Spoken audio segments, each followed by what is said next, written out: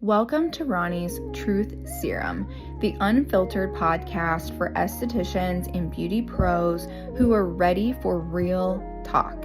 I'm Ronnie Wisner, a licensed esthetician and mentor, and after a decade in this industry, I'm here to share the stories, lessons, and truths most people won't say out loud. No sugarcoating, just honest conversations to support you on your journey. Hey everybody, welcome to episode 1 of Ronnie's Truth Serum podcast. I'm Ronnie Wisner, and today I'm going to get into pretty much like my journey. I want to talk about each job I've had and just what it's taught me, the lessons I've learned, any mistakes that I've made. I really feel like it would be an interesting thing to talk about because I've had a lot of different experiences as an esthetician. If you watched my pilot episode, I touched on some of those, but I feel like I didn't fully get into like the meat of everything and what I went through. So it's freezing today. I am in Ohio and I'm like, I gotta put a blanket on me because I'm literally freezing, but I feel like it just kind of gives a little more cozier vibe anyways for the conversation. So I figured I would just wrap a blanket around me and get going. So basically starting us off was my first job. I mentioned, like I said in the pilot episode, but my first job was at a large salon and spa in Columbus, and I was in a call center. And honestly, I don't know what the hell I thought I was getting into at a call center. I thought it was just going to be like answering phones, scheduling appointments, hanging up, moving on with my life. But it was so much bigger than that. This first job was so interesting to me. First of all, they make you change your name if a stylist or somebody else has the same name, which if you're from Ohio or from Columbus, you're like, I know who she's talking about. But at this particular place, this was the first thing my first, like, I don't know, thing in the industry where I was like, seriously, this is the thing. And I at first thought it was just for like this place, but like the weird rules and things that different salons and spas set sometimes were just very confusing and make no sense. But I understood why with this particular thing. But my name is Ronnie, obviously. I'm typically the only Ronnie, let alone just female Ronnie, in any room I walk into most of the time. So I really never expect anyone to have the same name as me, but I almost had to change my name for this call center. And the whole reason is that one of the girls at one of their salons, her assistant's name was Ronnie. And so they like didn't want it to be confusing. And so they were like, you might have to change your name, but we got to talk to the higher ups or whatever.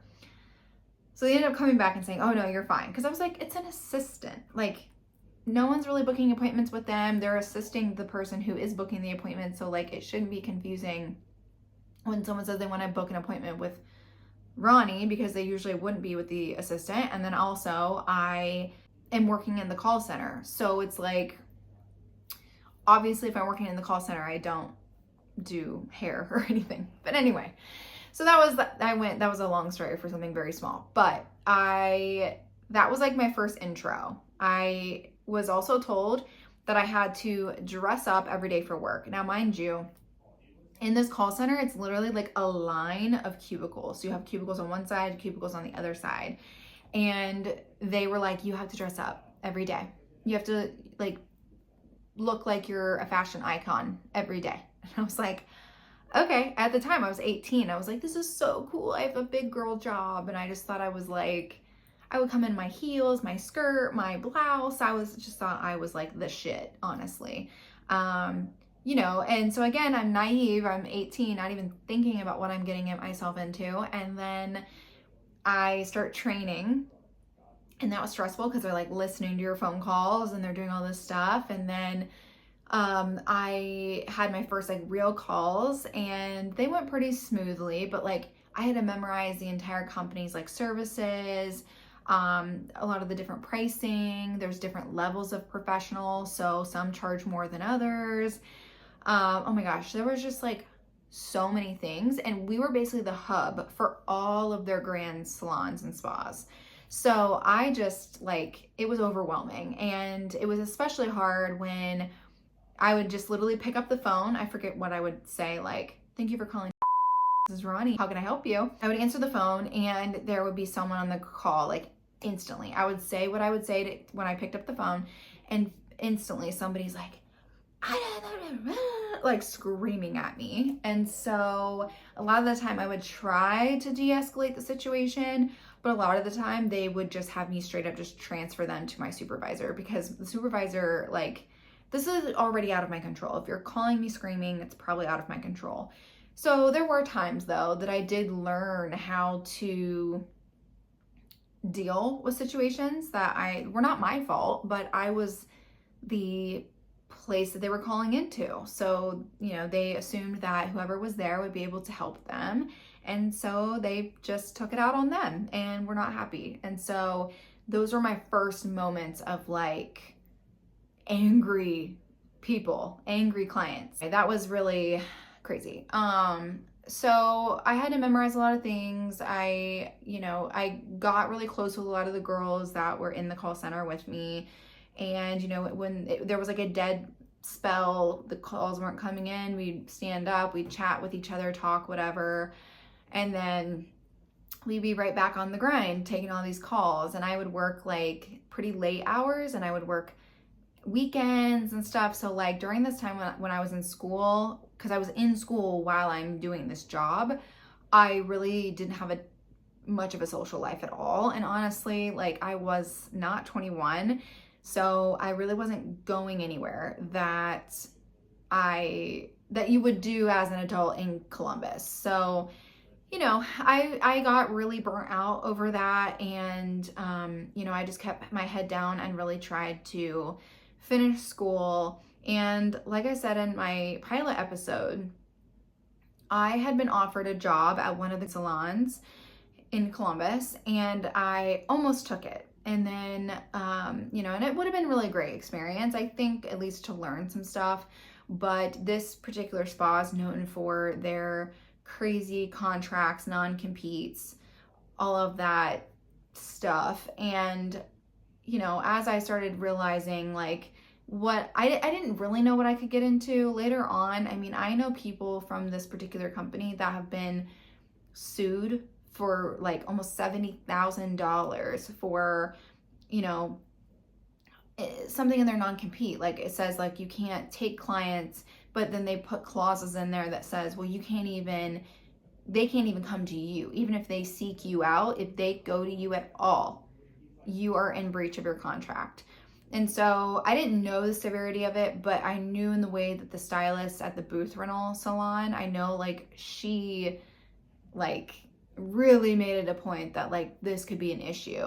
And the reason she was kind of okay was because she had moved back to my hometown. So there was about an hour, 45 minutes to an hour gap between her salon and the previous spa she worked at. So the non-compete like just didn't matter as much, because like, usually they're anywhere from like 10 to 15 mile radius. So I ended up going with her and ended up booth renting.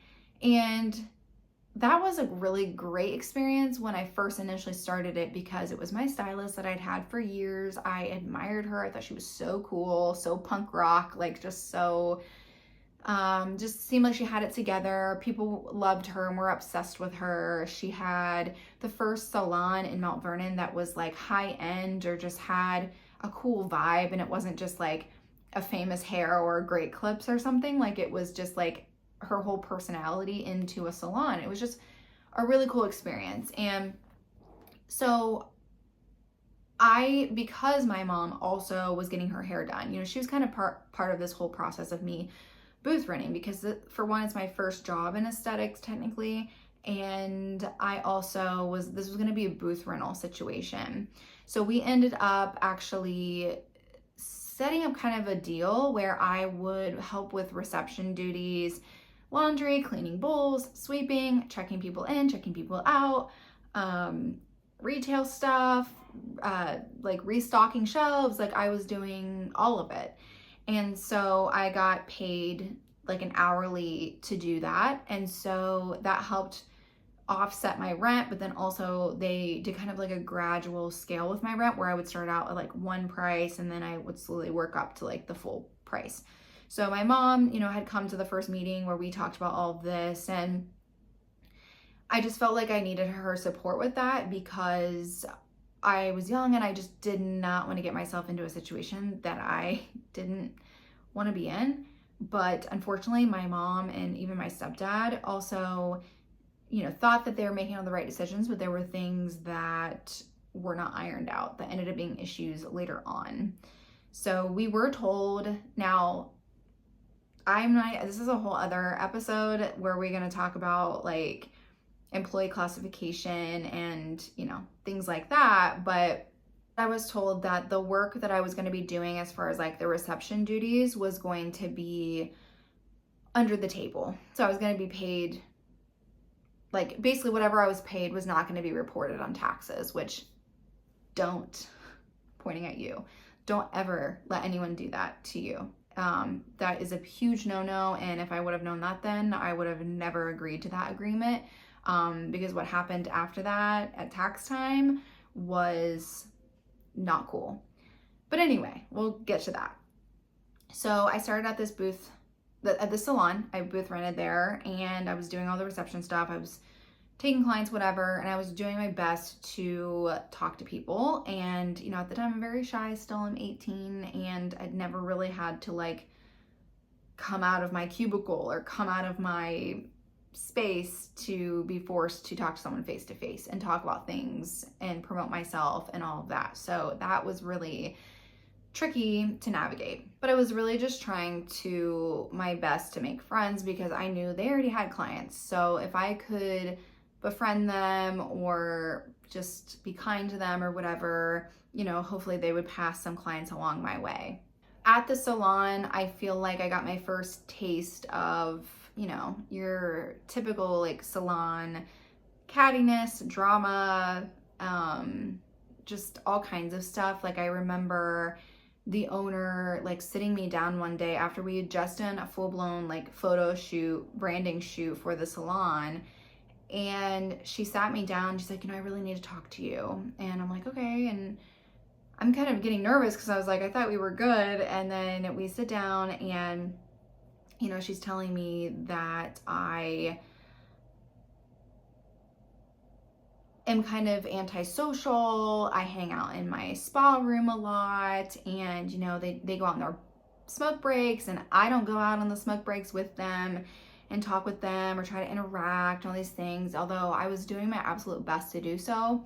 One, I was 18, so that alone should say a lot. Two, I was a business owner at 18, which was a big deal to me. I took it very seriously, and I was obsessed with my room, and I loved being in there.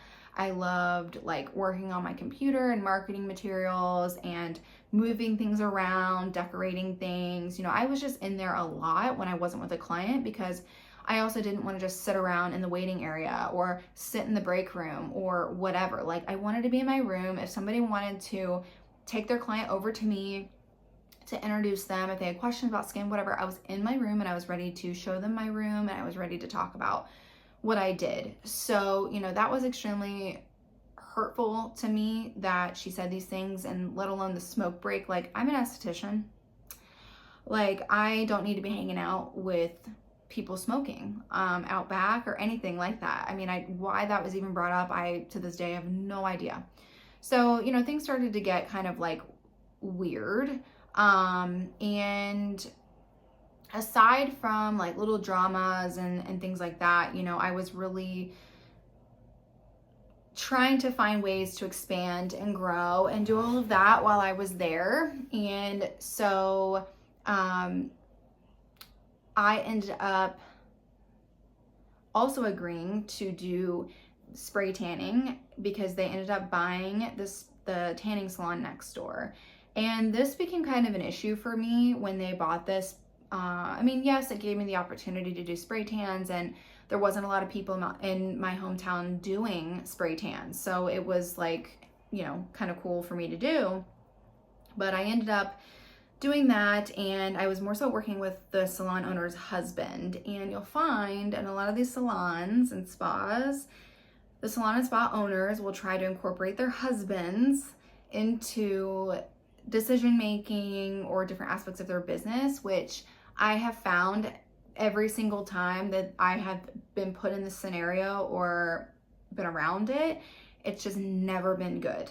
So not to say that people can't do this with their spouses or whatever, but don't get me started on men, because if you're a man in here, thank you for being here. But a lot of men like to infiltrate female dominated spaces and try to milk money out of that and just do different things. So, I could see this a lot with this person.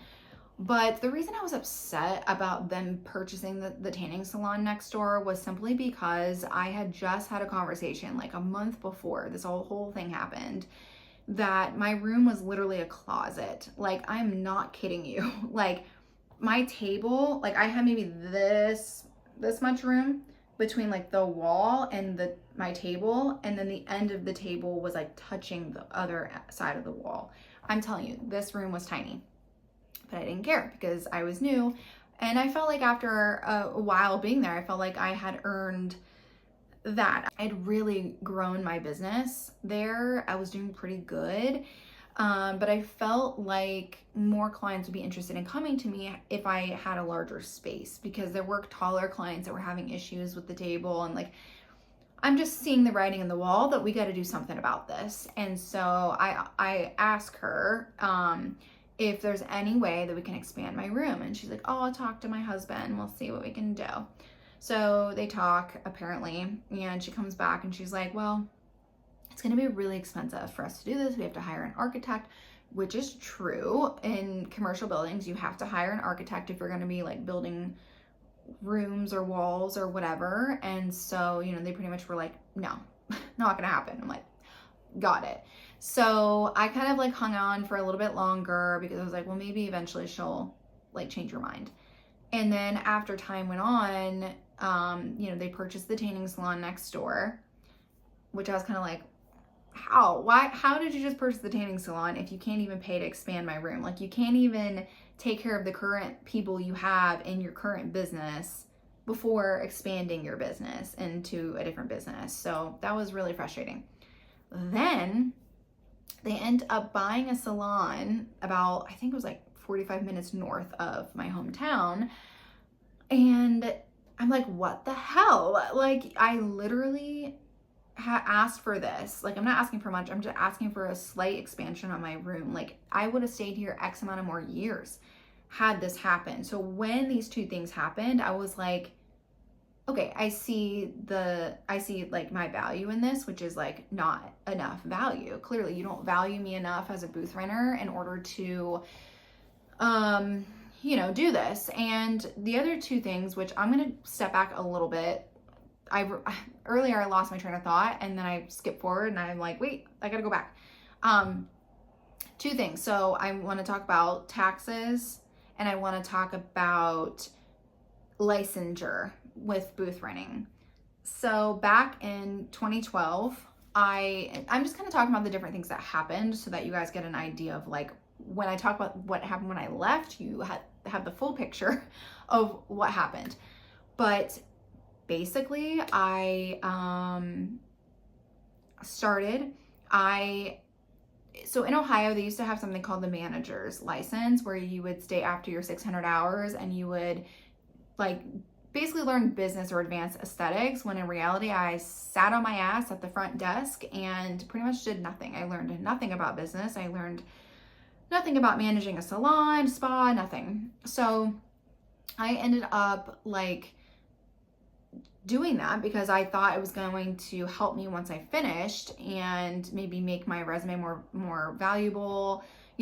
So I did it, and I paid the extra money, spent the extra hours, whatever. Well, when I started booth renting, I was under the impression that in order to booth rent, you obviously would go under the salon license, and you have your own license that you're operating under. And I thought the manager's license, which again, like you'll find in schools, like make sure you clarify everything. Don't take your instructors, just don't take every word they say. Like make sure you do your own investigation, your own education on this, and not relying on like what they're telling you, because a lot of times instructors can be wrong in what they're saying. So I was under the impression that the manager's license was enough for me to booth rent. Well, state board comes around and they do their full inspection and they get to my room and I'm not there. I think my door was open. Usually if your door is closed, I know there was like some rule they can't enter. So my door must have been open and she had went in there. And they were like, well, is she here? And I was like, I'm not there today. And basically they were asking for my license. So I remember sending them that, or they found it in the room, I think, because I think it was framed. And then they asked for my independent contractor's license. And I literally am like, what is that? What is an independent contractor's license? And so, you know, I'm learning that you need to have this in order to booth rent. It's a whole separate license on top of like your aesthetics license and your manager's license. So I was like, oh my God, I was panicking because I was like, what does this mean? Like, am I going to lose my license? Like, I had no idea what I was about to get into. And unfortunately, what that meant was that because I didn't have this license and I was operating without the license, I was fined $500 and the salon was fined $500. Now, I'm very much somebody who, like, the way I viewed that was like, well, you're the salon owner and you should have made sure that your booth owners had the things they needed in order to operate legally. And so because she didn't, you know, I had expected that you pay my fine, right? But I mean, you have to take your own accountability as somebody. Like, I should have done my due diligence and should have known. Well, what happened was she ended up basically saying like, well, you need to pay our fee. So my mom, me and her are different on this, where I'm very much like opinionated, stand my ground, like you're not gonna get one over on me. And my mom's over here like, just pay it, like it's fine, just get this out of your way, you made a mistake, let's just move on. It doesn't need to be a fight. Like, she's very much like, follow the rules, don't cause issues, whatever. And I'm over here like, no, that's, you know, like just getting pissed. So anyway, I just take my mom's advice and I just pay it because I'm like, again, I'm a baby. I don't even know what the hell I'm doing. So I pay it. And so after that, I'm kind of resentful towards that because I'm like, come on, like, you're the salon owner. Like, you are responsible for making sure everybody has what they need in order to operate legally in your salon. So anyway, then tax time rolls around and I get a freaking 1099 from her and her husband for all the reception stuff that I did. And I literally go to her and I'm like, hey, so you told me this was under the table. Like, my mom was sitting there, me and my mom are under the impression that this was all under the table. And she's like, no, you were getting checks this whole time. So I'm not sure how you think it could be under the table. And I'm like, I'm a kid. I'm sitting here thinking like, when you say it's under the table, whether it's a check or not, I'm like, it's under the table. But turns out, I don't know if they were pulling a fast one on me. I don't know what happened with that. But again, I swallowed my pride or whatever. And I was like, okay. And I owed like a lot of money. I think it was it was in the thousands of money that I owed.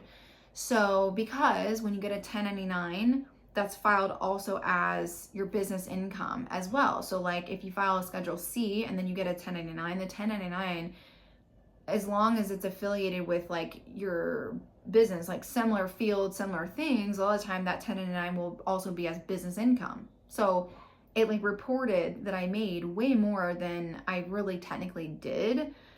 Because obviously I was getting paid through reception duties and I was pocketing that money, but then the other money I was making with my business, that was separate. And I had stuff I had to pay for and things like that. So I really wasn't pocketing that money. But when they put it all together, my taxes ended up being a lot of money. So all this being said, I'm having all these things happen. I'm getting talked to about things that I'm apparently doing wrong when really I feel like I'm just being me and just like being a business owner and all of this stuff. And so, that's really prompted me to think like, you're making other investments that's not for my room. You're not putting money into your current booth renters or, current business. And so, yeah, I'm a little pissed off. And so I talked with my mom, and my family has been in like commercial real estate and really real estate in general, like rentals and all that. So they had just purchased a building that was pretty small, and it was previously a bank. So there were rooms already done, which if you've ever tried to start a spa, and you want rooms, it's very, very, very expensive because of the architect and everything else. But it's very expensive. So the fact that it was already done was perfect. But the way this was going to be set up was like, I wasn't fully ready to be a full-blown business owner. I was like, I'm good like for myself, but that's the bare minimum. And so it was an agreement that my parents were going to like own this place and get renters in, like massage therapists, me, all of that. We were all going to be in there, but they were going to run it and I was just going to pay them rent. So when this idea was coming up and it was getting figured out, I was like, I need to talk to the salon to tell her that, I'm not going to be there anymore. And so I had been working at, if you're familiar with Kenyon College, Gambier, I was working at the Kenyon bookstore, which is like the coolest place ever if you've never been to the bookstore before. But I was working there as a part-time job. Because obviously as a business owner, like I wasn't like making tons of money that I was personally pocketing. So I was working there, and I sent her a text because this particular business owner, the salon owner, she worked herself so hard, like more like 7 a.m. to 9 to 10, 11 o'clock at night doing clients. And because she did really good hair, like despite her and what I later learned just about who she is as a person, as a business owner, and as like technically an employer, she was doing really well for herself. So from there, I ended up, because it was so hard to get in contact with her because she was so busy, or like texts would go unanswered, calls would not be answered, I was like, I'm just going to text her to set up a meeting. So I texted her at the bookstore. I said, hey, I just wanted to text you to see if like we could get together this weekend and talk about some things. If this weekend doesn't work, we can figure something else out, something along those lines. And so I ended up getting a text back from her saying like, well, what do you want to talk about? And I'm like, well, I prefer to just talk about that in person. Like I'm trying to be responsible and professional about how I'm handling this situation. And so she ends up like, are you leaving? And I'm like, why would that be her first thought? Like, if you thought everything was going well and you thought that I was fine with all this shit that happened, like, why would that be your first thought? So to this day, I do believe that someone, and hopefully it's no one that I know, told her that I was leaving because, for one, it was none of her business until I was ready to leave, and two, it's not their place to tell them that. So be very careful who you're talking to. That's a lesson I learned about, if you're going to be leaving anything, even if it's like someone that you're absolutely closest to, just don't even mention it, especially if they have a relationship with the salon owner, because you just never know if someone's going to air out your next move or say something that could, cause issues for this. So I don't even know how I responded to that, honestly. I remember her calling me over and over and over and over again, and I kept telling her, like, I'm at the bookstore, like, I cannot, I'm on my shift. Like, this isn't the salon where I can just stop what I'm doing and pick up the phone. I am literally working a job right now. And so because she had a relationship with my mom and she was my mom's stylist and all of these things, she can't get a hold of me, so she calls my mom. And she's going on and on and on and on and on.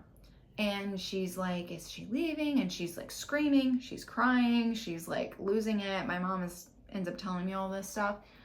And she's like, well, is she leaving? Like, my mom's like, she wanted this to come from her. It's her, like, business. It's her thing. She wanted to be the one to tell you that she was leaving. That just ended up in a whole situation.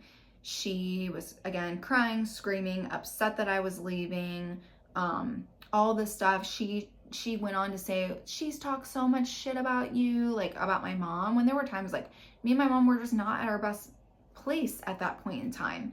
And the salon owner was a mentor to me. She was someone I looked up to and someone that I trusted, and she knew my mom, and she would ask me how things are going at home or ask me how my life was, and I talked to her and I vented to her and I told her personal things of how I was feeling with me and my mom's relationship at that time. And she blatantly, flat out, like, was like, she talked so much shit about you, she said this, that, and the other, all this stuff. And, you know, I know at the end of the day, my mom loves me, and she, you know, it hurt, but she also understood that, like, you don't get to just now tell me everything that she's been saying just because you're mad at her, when that was something that she vented to you in privacy. So, you know, my mom was pissed about this whole thing, and she stopped going to her for her hair. But what happened that day and that night, I didn't get off from the bookstore probably till 7 p.m. And I remember my mom being like, okay, so she wants you out, like you have to leave tonight. And I'm like, what? Like, I have to pack up my whole room, which, again, it was a closet, so it wasn't anything crazy, but it's still a lot. Like, everything and the time and energy I poured into the space and thinking I have to rip it all out. And then it's like, what do we do with all this stuff? And like, do we have a truck to put it in? Like, there's so many thoughts. And I had paid my rent. So I was like, well, am I going to get my rent back because you're kicking me out before the end of the month? Like, you know, so many things. And so my mom's like, all right, we're going to get the truck. We're going to go there because my stepdad has a truck. We're going to go there. We'll pack up your things and we'll leave. Like, it's fine. We're just going to get you out of there. And I'm like, awesome. So I ended up going there, and then my mom also was like, you know, we're going to get your money back. I already talked to them about like getting the remainder of your rent back to you since they were kicking you out. They can't just take your money. Like, this was their decision. And so basically the salon owner never stepped foot in the salon the entire time I was moving stuff out. It was really awkward. There was a nail tech who I thought I was friends with who blatantly ignored me the entire time I was moving out and completely ostracized me, like the whole salon did.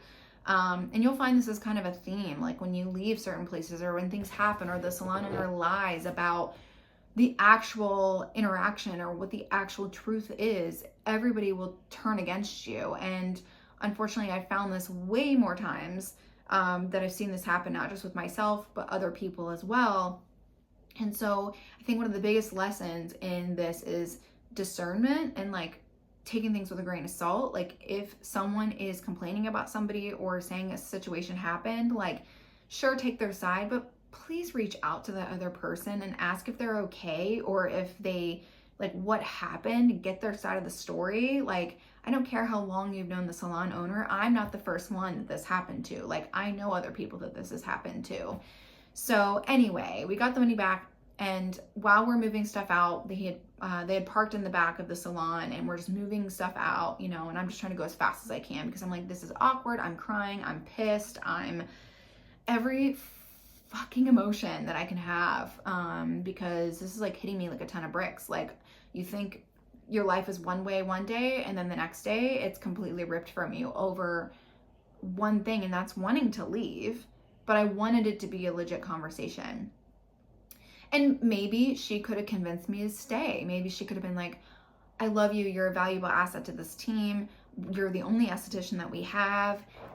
Right now, you're the only esthetician in my hometown. So, you know, these are things that I wish she would have thought about in the moment instead of reacting on emotion. I wish she would have been like, you know, we can talk about this. We can figure this out. Like, the last thing I want is for you to leave. Like, I do value you. But instead, I was met with horrific behavior and unprofessionalism. So So that all happened, and as we were moving stuff out, her and her husband were basically circling the back parking lot watching us. I don't know if they were worried we were going to take something we shouldn't or whatever, but it was just insane behavior because we are people that you've known since you opened your salon.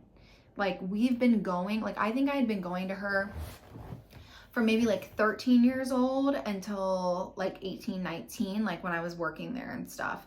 Because I think I was about 20 once I like had left there. So, I mean, a long time, and I got really close with her. Again, she was my mentor. Like, I thought she was my mentor. And so, you know, there was just things I learned in that I felt, which I think is pretty self-explanatory, the things that I've learned in that particular experience.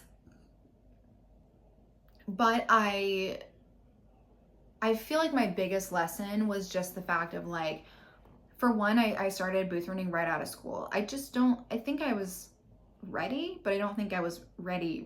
Like, I remember in that job, my first like pissed off clients, like I had 2 different scenarios that I had to deal with that were all on me. I had to navigate being a business owner and working with other business owners, and like I said, having the things that I needed and being confused by that and not really having like the big picture and just only being excited about the idea of having my own room and being my own boss and all of that. And I also think I learned that I wasn't sure at this point if this was the whole beauty industry. I kind of thought, well, maybe this person's just like a snake in the grass, like someone who wants what they want, how they want it, but then get really triggered when people leave or, you know, don't want to be a part of that anymore because maybe she has some sort of trauma of abandonment or whatever, which I do know there was a scenario before me that, you know, there was a mass exit, or I don't know how big of if it was mass, but it was a large exit of people at one point. And, you know, the way I viewed it before I got into it was, oh, they just started their own salon. Like, I didn't know. But, you know, she really went through it. And I think that prompted her that anyone else after that left her was against her. They were going, you know, you're my competition at that point. Get out. You know, I don't want to mess with you. If you don't want to be here, you suck. Like, just all those things. So I definitely think I learned that with that particular job that I had a lot more to figure out. So being a business owner, I wanted to take a break, but I ended up doing the booth rental with my mom, and it's just so crazy thinking back to all this stuff. But from that, I ended up going into, I was there, I was booth renting, but I started, like, I'd broken up with my high school boyfriend. So I was also kind of going through that whole thing. I moved out of like our house. We lived together for a little bit. And I was single for a little while. I'd moved in with my one friend, and, you know, while I'm trying to be a business owner and rent this space and pay my rent at my apartment and stuff, you know, we're also like partying every weekend and just being crazy. And so I was really navigating like being in my 20s versus like being a responsible business owner. I was really struggling with that. And in the midst of all of that, I started dating somebody new, and I ended up like, you know, he lived probably an hour or an hour and a half north of me. And so I was driving a lot, and I was like, you know, staying weekends with him. Like, I would get off work and then I would go stay with him for the weekend or whatever. And so things were also still like rocky with my mom. Like, our relationships hadn't like figured itself out yet. We were still having different issues. And so I randomly made the decision that I was going to leave that booth rental business and go work and move with him and go work where he lived. And so that was a whole thing. Like, my parents were not happy about that. You know, I feel terrible thinking about it now because it's like they started this business, like it was their business. They made that from the very beginning. Like, whether I was there or not, it was going to be their business. But I really think that I was somebody that kind of helped make that business possible because I already had clients, people were interested in seeing me, you know, whatever. But I just think my responsibility of things was just kind of like just not there anymore. Like, I was really getting into like a lot more of my 20s, and navigating life as an adult and doing a lot of things that I was never allowed to do before. And so that was interfering with my job. And so when I moved, I started a new spa there, and this spa was gorgeous. Oh my gosh. It was probably the prettiest spa I've ever worked in. Out of any salon spa I've ever worked at, it was gorgeous. And I was so nervous because she seemed so intense about this hiring process. And I'm like, oh my God, I'm not gonna get this job. I was like stressed out, and I ended up getting the job. And what was cool is like there was a dentist upstairs, which was her husband, and he was doing injections. And so I thought, oh, this is gonna be really cool. Like I'll get some of the medical aspects of all of this and be more than just in a day spa. So I ended up like, going in here and like working this job, and it was really great. I ended up doing a ton of massage. Actually, I got my relaxation massage certification, I think before I worked there, probably while I was booth running, but like I ended up getting that. And so she was like, okay, you can do massage? Cool. So I ended up doing a lot of relaxation, full body massage. And working that job, I worked with other people. I loved every coworker I had. It was awesome. And what I quickly learned is that I wasn't probably going to work with the dentist at all. The businesses ended up being a lot more separate than had been told to me. The salon or the spa owner had an aesthetics license, but had actually never worked in aesthetics, but kind of had this, I think, vision or idea of being a spa owner, but like really didn't want to do the actual job of aesthetics or anything like that. So a lot of the time, she would have us scheduled for shifts that we would be there, and I was like the main esthetician, and I would be like working the desk and stuff too. I'm not sure if I really made a ton of hourly pay other than like my pay that I made for services, but she was just never there.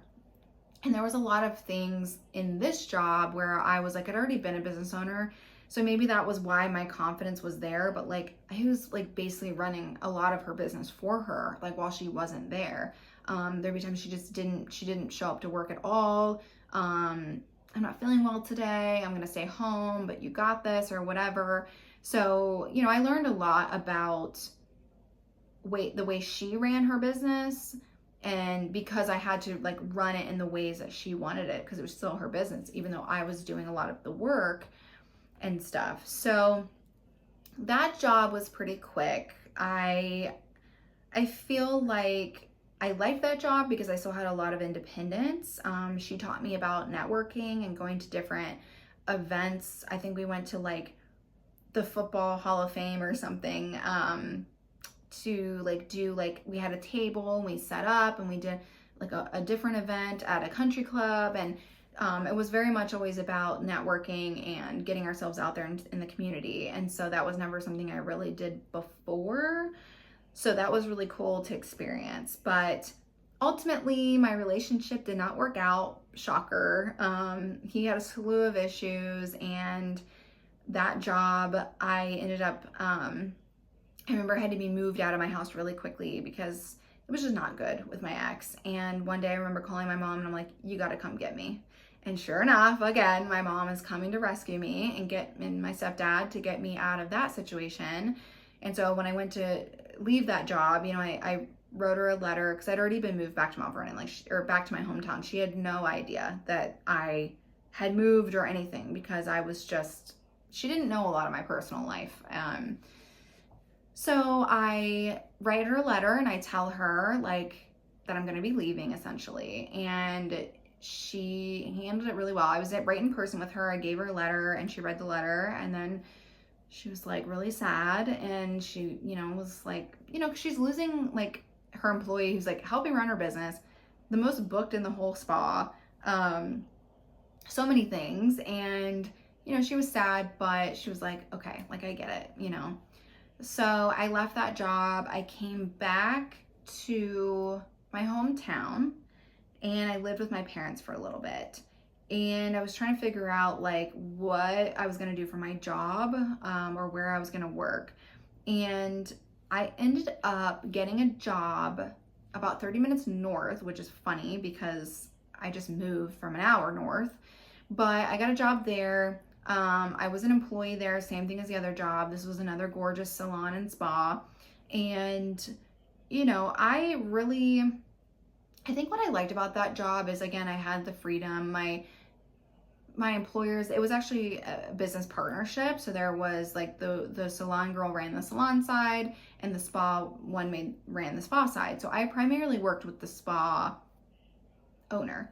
So, she gave me a lot of flexibility. There were things going on still in my personal life that she was understanding about, did not judge me, was just super nice. And, there were times where if I didn't have a client on my schedule and I'm like, hey, can I just like not come in today? I want to do this or that. I remember like I up and went to like Nashville with my friend one time and I was like, hey, I don't have any clients. Can I go? And she was like, yeah, sure. Like, so she was just really flexible. But, I also help them kind of like redesign menus or like change kind of their aesthetic services because I'm not sure they'd actually had an esthetician. They had like stylists who were doing like aesthetic services in addition to their hair services or nail services, but there wasn't anyone who was like very specifically skin. So I was there for a while. I liked it. I did a ton of that job. I did a ton of like homecoming, prom makeup. I loved the entire team. It was really great. I think the lesson in this one, I mean, the other lesson with both of these jobs in particular were like, for one, like, if you're not going to live where you're working, like, don't take the job when it comes to this because, somebody could just randomly want to book and you're not right there to take it, or it can make you feel a little complacent because you're like, well, I don't have anybody today, so I don't want to come in, or whatever it is. I also like didn't promote myself a lot there because I didn't know anyone. So moving to a new place that I didn't know, and I also was unsure of my future, and there's something in my soul that I was like, I'm not going to be here long term of both of these places, but they're kind of stepping stones. Like, I need to make money right now. I have a skill set as far as aesthetics. They need an esthetician. So I'm going to take this job or these jobs. So, that's kind of how I got into those. They were awesome jobs. I probably would have stayed at either one of them for quite a while, but I just think like because of my situations, I needed to like be in my hometown. So I did work at a salon in my hometown for a little bit, and that was only because when my mom stopped getting her hair done with the first salon I was at, because she's crazy, she had to find a new stylist. And so she ended up going to this other big salon in town, which funny enough happened to be the salon that was created out of the first people that did the exit out of the first salon I was in. So I was a little nervous taking that job because I was like, I don't want this to look bad. I don't want this to look like I'm against her or supporting someone that she has an issue with because they left her business or whatever it is. But the owner was doing my mom's hair and she's like, hey, we really need help around here. I know Ronnie just moved back. Like, would she be interested working here? And honestly, it also was not like my group of people. Like, I just knew that like I wasn't going, like, I'll get along with the people that worked there, but I just knew it wasn't my people. Like, I just knew it in my soul. But I ended up still taking the job because I was like, well, and partially I was working this job part-time while working at the previous job that was 30 minutes away.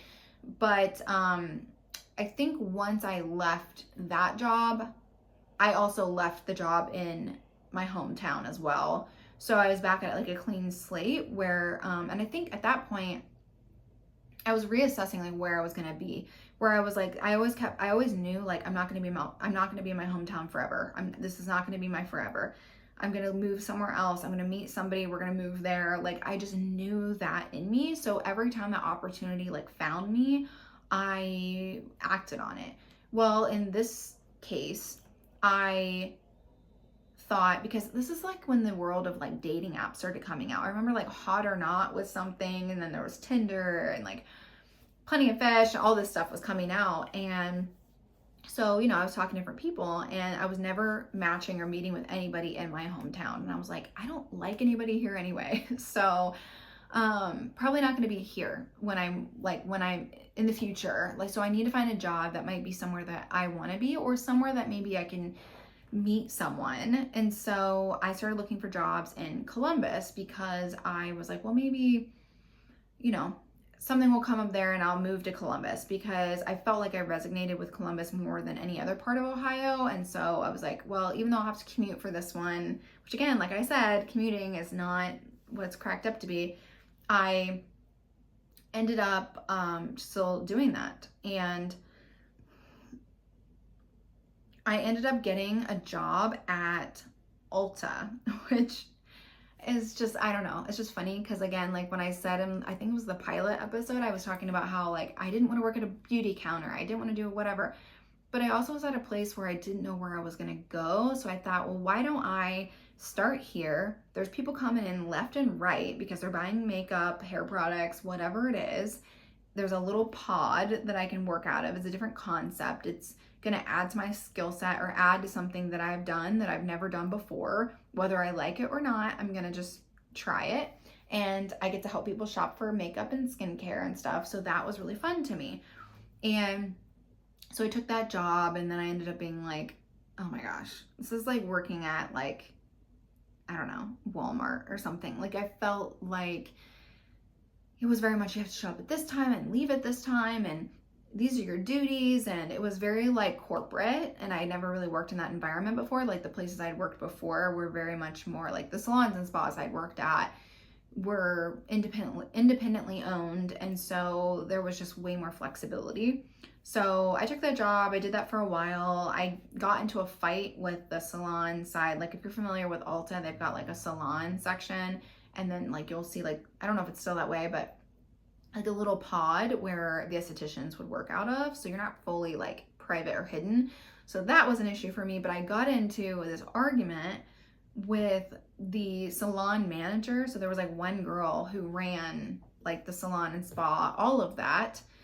And this was a new girl, because I had somebody else that was a manager, and then she left to a different location, and then this girl came in. So basically from there, she comes over to me and she goes, hey Ronnie, and I'm in the middle of like actually like helping clients. I'm like, I'm doing something. I'm not just sitting on my ass, like I'm doing something. And she's like, hey Ronnie, I need you to come sweep the salon floor. And I go, what? She's like, I need you to come sweep the salon floor. And I was like, why? No, I don't work in the salon. I work in this aesthetics, like in the pod or whatever. She's like, yeah, but you know, this is what I'm going to have you do, and I need you to go do it. Well, she wasn't doing anything, mind you, like at all. Then I straight up go, I'm like, no, I'm not going to do it. And I don't think she expected that from me, because again, I was still pretty like in my job and stuff. I was still pretty quiet, a little shy and backward.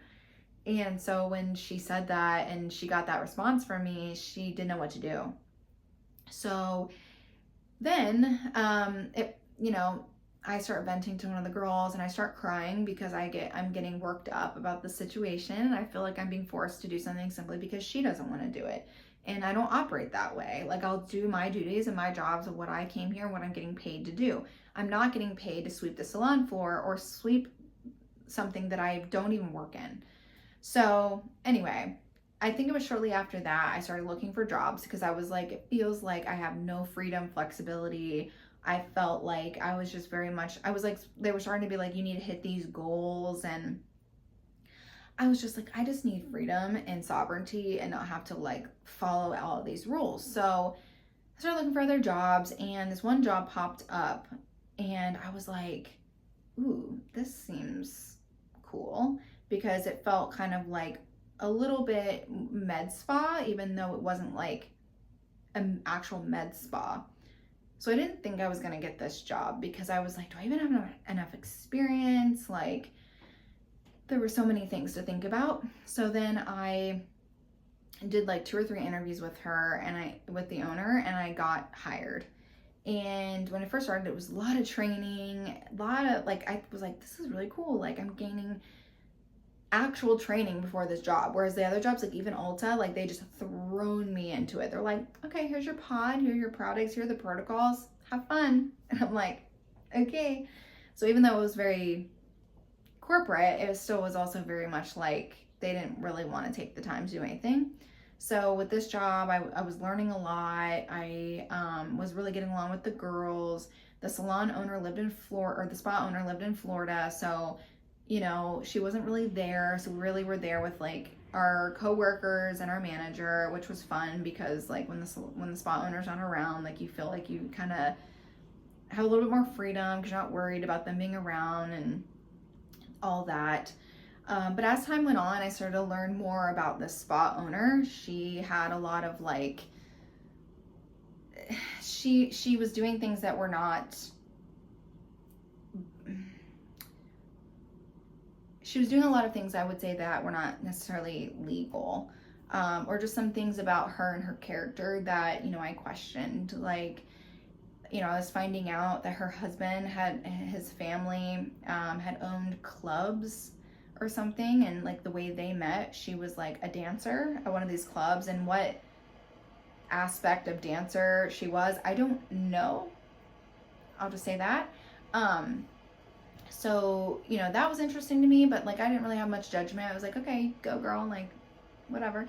And you know, I just started to learn that like she would be nice, but then there would be times where she was like really rude. Like she wouldn't be there all the time, so we'd be like training, but we'd have to have like a phone recording like what we were doing so she could like help us from afar because she didn't live there. And you know, there would be times where we were doing it and she's like, no, not like that, you would do like this. If your arm is not like this, you do like, it was just like, whoa, the heck? Like I thought I was having a good time here, and now she's like kind of being nasty about things. So that was kind of weird. And then I remember like one of the girls that I was with, like state board walked in. So there was 2 different locations in Ohio. So I was at one, my friend was at another one. There's a fuzz. State board walked in, and usually they'll look at like your menus and your services and stuff to make sure that you're doing what you're supposed to be doing. And she ended up like completely, like she ended up seeing microneedling on there. And what I was told when I first took this job, because I was like, oh, I didn't know we could do microneedling. She's like, well, we can't. There's a loophole. If you hold a tattoo license, then, you know, you can do this. It's like, oh, that's interesting. I didn't even know that. So I'm thinking, I need to get my tattoo license so I can start doing this. But I didn't, because even when I mentioned to her, she's like, no, don't worry, but like stick to these things. We'll see how your growth goes, and then you can maybe get your tattoo license and start doing this. And I'm like, okay. And so when state board came in, they saw that. The person asked my friend, they're like, so does everybody here do microneedling? And she's like, yeah, everybody does. And which was true and not true. Like I think at that location, a lot of the girls were, but I knew like of 2 of them that had their tattoo license, so I wasn't really sure. It was a lot of like, well, she's saying this, but I'm saying this, like just confusing. So then when she ended up saying that everyone did it, then the inspector is like, well, you're not actually allowed to do that. And like the loophole that she's saying is not a real loophole. Like none of you should be doing microneedling. We had a doctor that was like supposed to be like our medical director, but that's what we kept being told. But in reality, like she didn't even work in the same building as us. And I guess with medical directors, like they have to be in the same building. And this is like 2015, 16. So I don't know the difference now, but all I know is that we're finding that we're like getting half truths and half lies in everything that this spa owner is telling us. So we ended up getting a call from that location, and they said, hey, state board's pissed. We're probably going to get fined because we have microneedling and people are doing it here and we're not supposed to be doing it. So basically at our location, we had like a big filing cabinet, and everybody's microneedles would be in the filing cabinet, and they would be like named, like labeled with their names and be reused, but they would be like cleansed and sanitized, which you can never fully sanitize that. Some needles have holes in them. And 3, needles dull. So as time goes on, those aren't going to work as efficiently, and they're also not going to, they could potentially cause more harm than good. So the other location told us that we had to turn this huge filing cabinet around against the wall so that when state board came in, they wouldn't be able to open the doors to see the microneedles. And I'm sitting here like, what the fuck? Like, what are we doing? Why? So I just go right along with it because I'm like, I at that moment, like if it were me now, I probably would have stood up and maybe been like, no, like I'm just gonna leave, or I'm refusing to do that. Like I want no part in this, but I just turned it around with everybody else. And to my knowledge, state board never came into that location, which was interesting, like why they never did, because the other location did get fined for that and in trouble. But that was like a major issue and red flag. I was like, whoa, this is not cool. The other red flag was the same girl that was at the other location. She had asked about a raise because she had been promised, I think in her contract or like right when she got hired, that after like a probationary period, she would get a raise. And it wasn't like a crazy raise, but it was a raise. And so, when she had asked her about it, like the spa owner, I think she had told her like, you're not ready yet or something like that. So I was like, well, that's dumb. I've been an esthetician longer than this girl. I have more experience. There was multiple things I'm thinking, and I'm like, I was never told about a raise. That was never mentioned to me. So I'm like, that's not cool. And I will say, like, you don't really want to discuss your pay and all of that with your coworkers and stuff, but like, let's be real, it does happen. And in this moment, this started happening because as things started happening more within this business and more like red flags that kept coming out and all of that, we started to realize that like we need to be talking more and asking more questions and comparing things between each other so that we're all on the same page and understand what's really happening here. Because what we were learning is like this spa owner had been in trouble other times, had been threatened to be shut down because she kept doing things were out of her scope of practice. And so anyway, I had emailed her because I thought, what would be the best way to address this? Because I wanted to be professional, but she also lived in Florida. And so she wasn't always in the spa, so I couldn't talk to her in person. I didn't want to just pick up the phone and call because that could be kind of jarring to pick up the phone and have her to deal with something maybe she didn't want to deal with.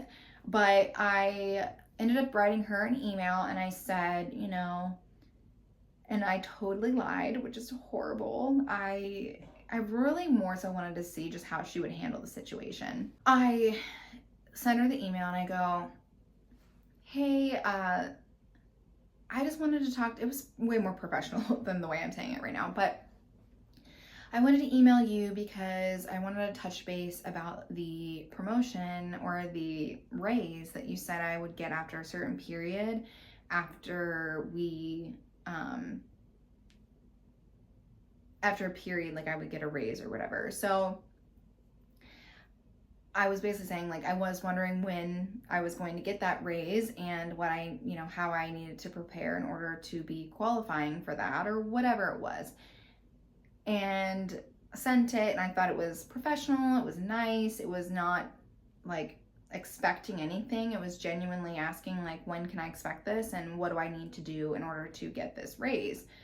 And she responds back with like, I can't believe you would email me about this. This is the most unprofessional thing. Like completely just went off on me and essentially like gaslit me and basically didn't even address the raise, like nothing. Like just completely was so rude about it. And so I kind of just let it go at that point. I was like, you know what, whatever. And every day would just seem more miserable. There was always something, like she would be calling our manager, my manager was stressed as hell. And she would always be like giving her this task to do. Well, you're not doing enough of this, so we need to do this. And the girls need to do this. And there would be times where she wanted me in the room shadowing client after client after client after client. And I'm like, I've been already working as an esthetician. I've been a booth renter. I worked at multiple different spas now. Like, I'm tired of shadowing. Like, I want to actually be hands-on and learn. And so there were times where I took it upon myself to get a book that was there or get a product and read the ingredients and sit in the back room and study those ingredients and study the products and understand all these things, because I was also like, yeah, I can learn these technical skills and I can learn these protocols that you're having me learn, but again, I don't know anything about this product line or whatever. And so I was trying to find other ways where I felt like it was more worth my time and energy and education. And someone told her that I had been doing that, and she got pissed and was like, no, you need to do what I'm telling you to do, and you need to be in the room and shadowing. And I was just like, I'm glad I'm getting paid for this, but I'm also just like, I'm not really gaining anything out of this. I've watched it all. I've watched every client. I've been doing this now for a while, and I was taking clients during this time for a little bit too, but like, it wasn't like I was just being staffed with all these clients and stuff. So when I wasn't with a client, I had to shadow and assist other estheticians. So I don't know, it was just kind of a hard thing for me to navigate with that. But all of a sudden, as things started to get kind of like worse and worse, and every day I was dreading going to work, and I was like, what's gonna happen today, or what's the crazy whatever that's gonna happen today. And I think actually what was really confusing to me is at the beginning of all of this, there were times where, like, when I first started at this job, it was my birthday, and I remember her sending me like a bouquet of flowers to work that day, like saying happy birthday. And what's weird is ever since then, I was like, I never saw that happen for anyone else. So I don't know if that was like her just trying to like love bomb me in the beginning to get me to stay at this job or something. I don't know, but it was strange. I mean, I loved it in the beginning. I was like, oh my God, it's so nice. But then I was like, what was the motive behind this? And there were other times where like I would be shadowing her or assisting her because she would come back to Ohio like once a month and take clients. And I remember one instant I was like with her, and a client doing a permanent makeup session. And I remember her making a comment to the client like, you never know, Ronnie might be running this place one day.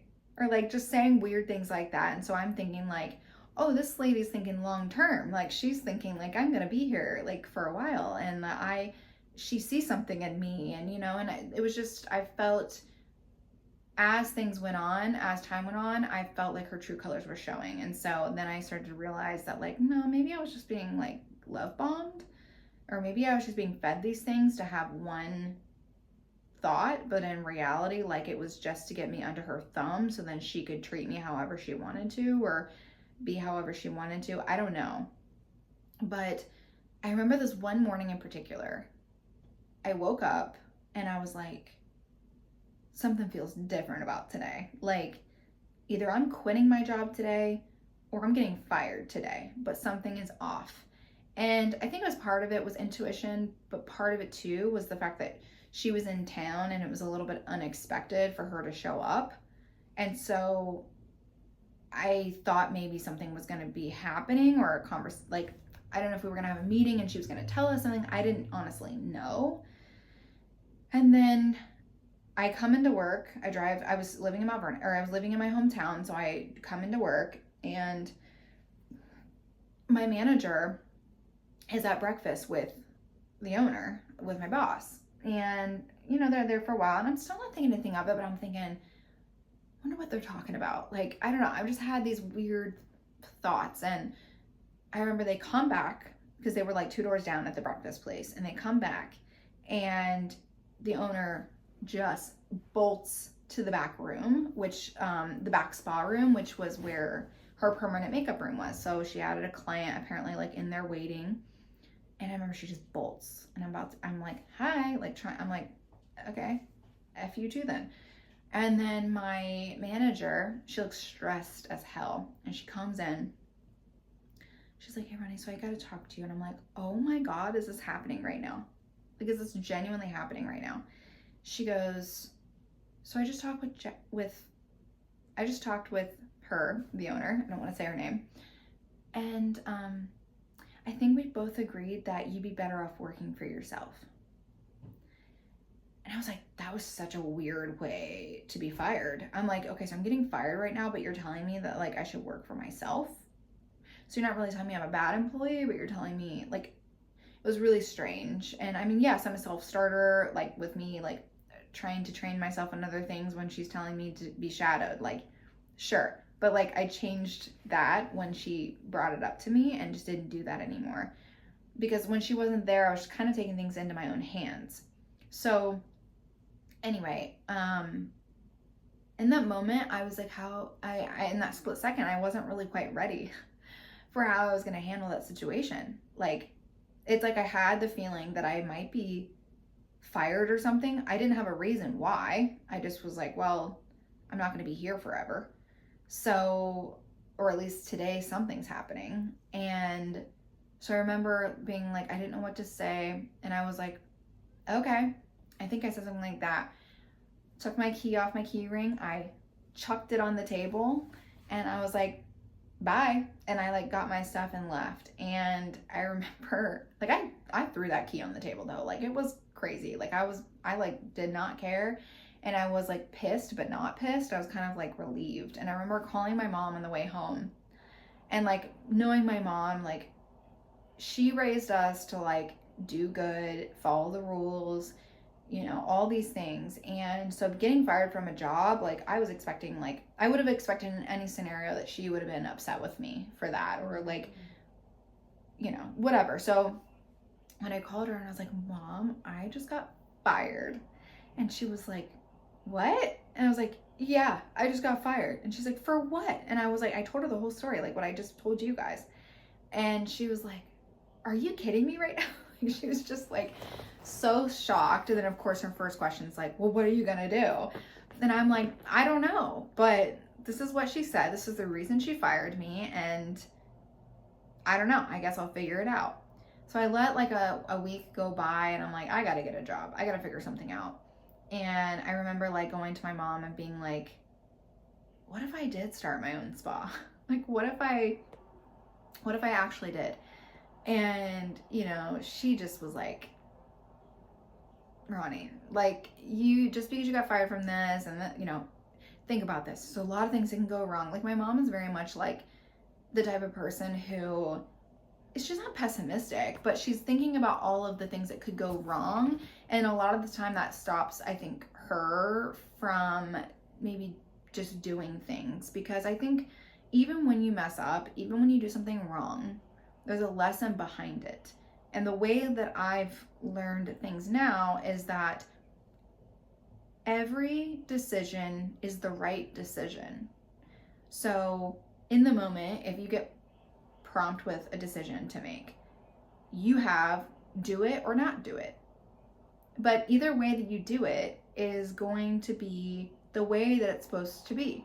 So even if in the moment my gut is telling me do this, even if it goes horrifically wrong, it was still the right decision because I gained something out of this experience. I learned something out of this experience. And so that is kind of the thought process I had at that moment, where I was still a little bit naive about things, but I was like enough to be like, it's gonna work. I'll make it work. Like I had literally no fear in this whole thing. Like I remember my mom being like, as you know, because I ended up getting a loan from my parents and I started this, and I ended up renting a space, like a actual storefront right under my apartment. So I literally could just walk downstairs and my business was right there. It was an amazing scenario, honestly. And I just remember when I was putting everything together, my mom and other people asking me like, are you nervous? Like, how do you seem so confident about this? And I just had this naive confidence. Like I was like, it's gonna work out. Like whether it works out or not, something is going to come from this or work out. So I really just like, I just went for it. So I owned that business for 2 years. That's when I really started, that was around 2016. That's when I started hiring my first employees. I started training employees, or really just started learning how to train people.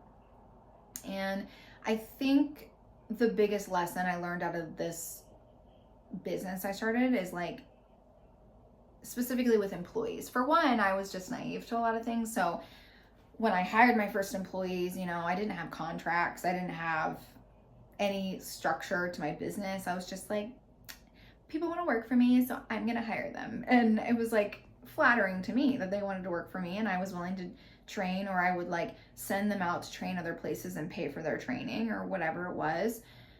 But my biggest thing was really learning how to deal with different personalities when it comes from an employer standpoint, whereas like I'd never done that before. So I had my fair share of toxic employees, one in particular that was significantly terrible, who single-handedly tried to take down my business by turning other employees against me, mostly because she just didn't get what she wanted, or didn't always get the attention from me that she wanted. And so that was hard. I had to learn how to like be able to pay all of my utilities and rent and manage carrying and cleaning an entire space that was large. I had 3 treatment rooms. I had a whole back section that was kind of break room that ended up being turned into like nails and hair and all this other stuff, which when I look back now, I was thinking I had to do it all to make money. I was like, oh, I gotta be full service, one-stop shop. And I think from that experience, I realized that like, it's not about quantity, it's about quality. Like, I would have things where I would set up the back nail and hair stations, and like, it was a nice area, but it could have been better if I had more capital or financial means to make it better. But I did it with what I had because I felt like, well, I just need to make money. And I just had this thought in my head, like, people want to come here because they want to go to one place. They don't want to jump around. But like, in reality, like, people are going to go wherever the good people are, wherever they like people. So it really doesn't matter if it's all in one space. So I remember that kind of being a thing. And I also remember like some mistakes that I've made with employees where, yes, I had toxic employees, but I also just did some things where I'm just like, why did I do that? Like I remember there was one meeting, like team meeting we had. I just been running into issue after issue after issue with employees. And I was just like, what is going on? Main reason, didn't have an employee handbook. But I would say, I also just hadn't really figured myself out in life, and I didn't get a handle on my own emotions and all of these things. And so the way that salon owners had handled other scenarios that I didn't like, which also prompted me to start my own business.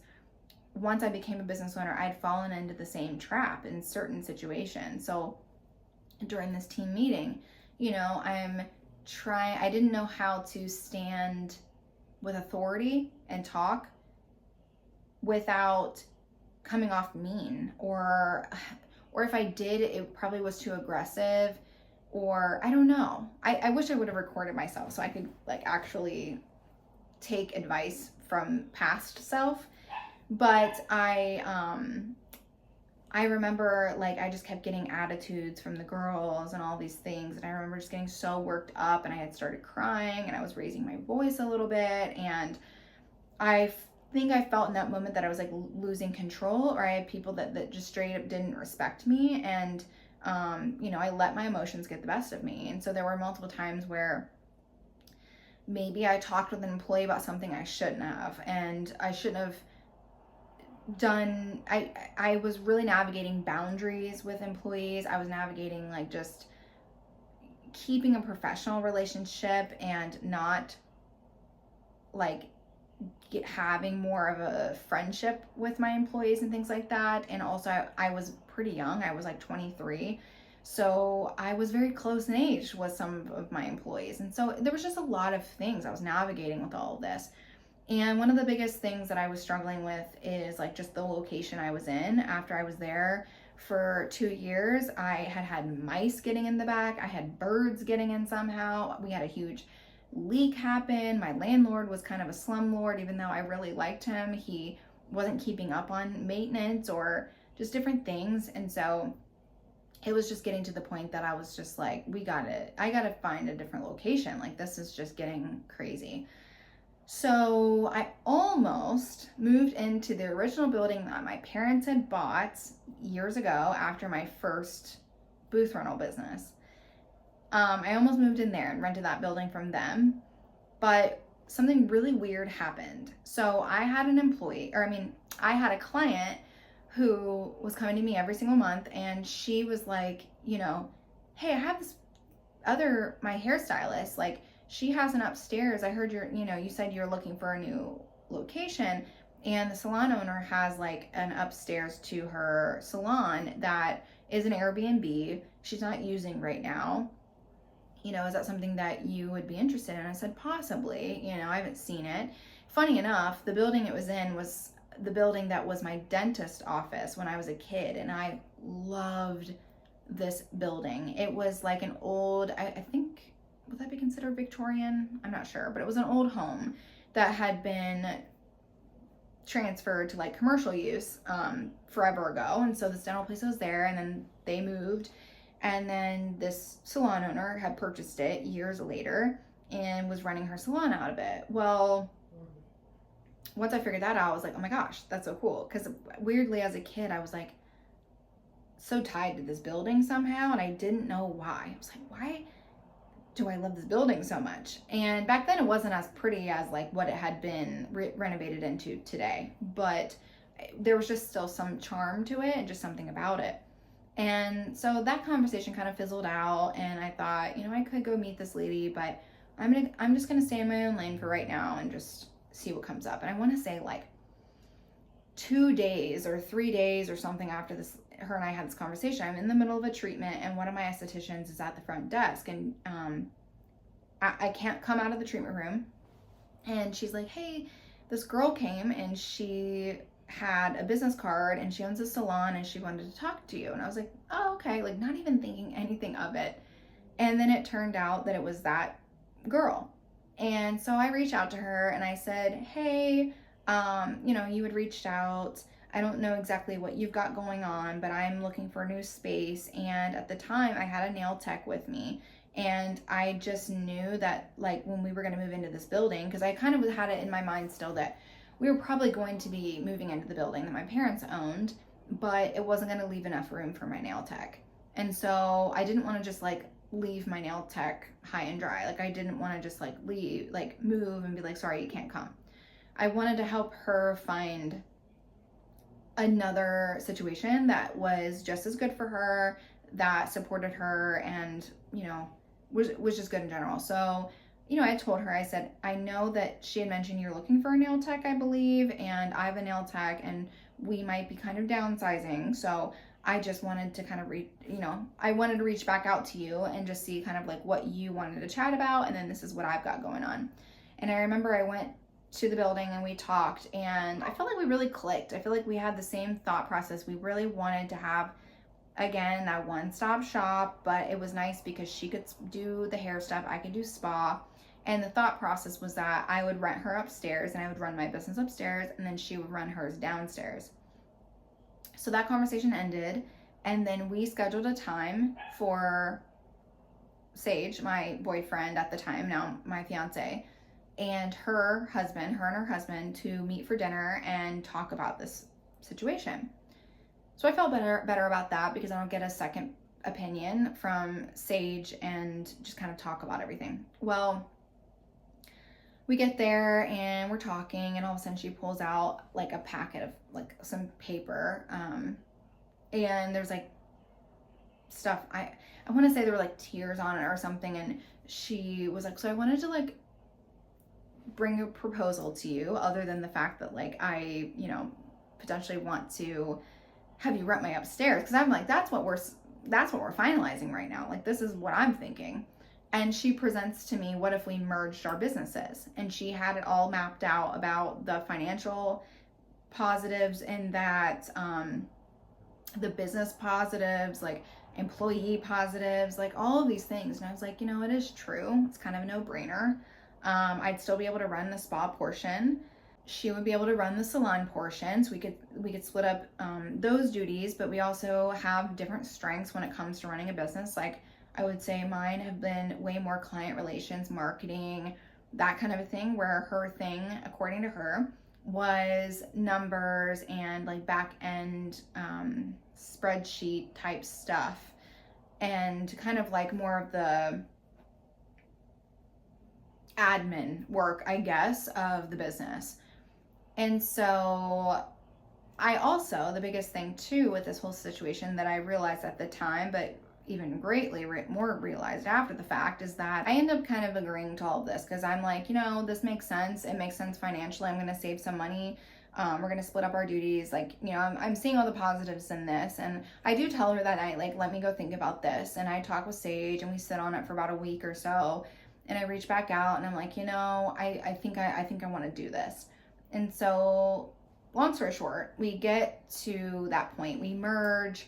And the first red flag for me that I noticed when finally getting merged and finally getting everything figured out was like she created this office. And, there were things to map out and do. And I personally love when I do admin work on my business, I like to do it from home. It's comfortable.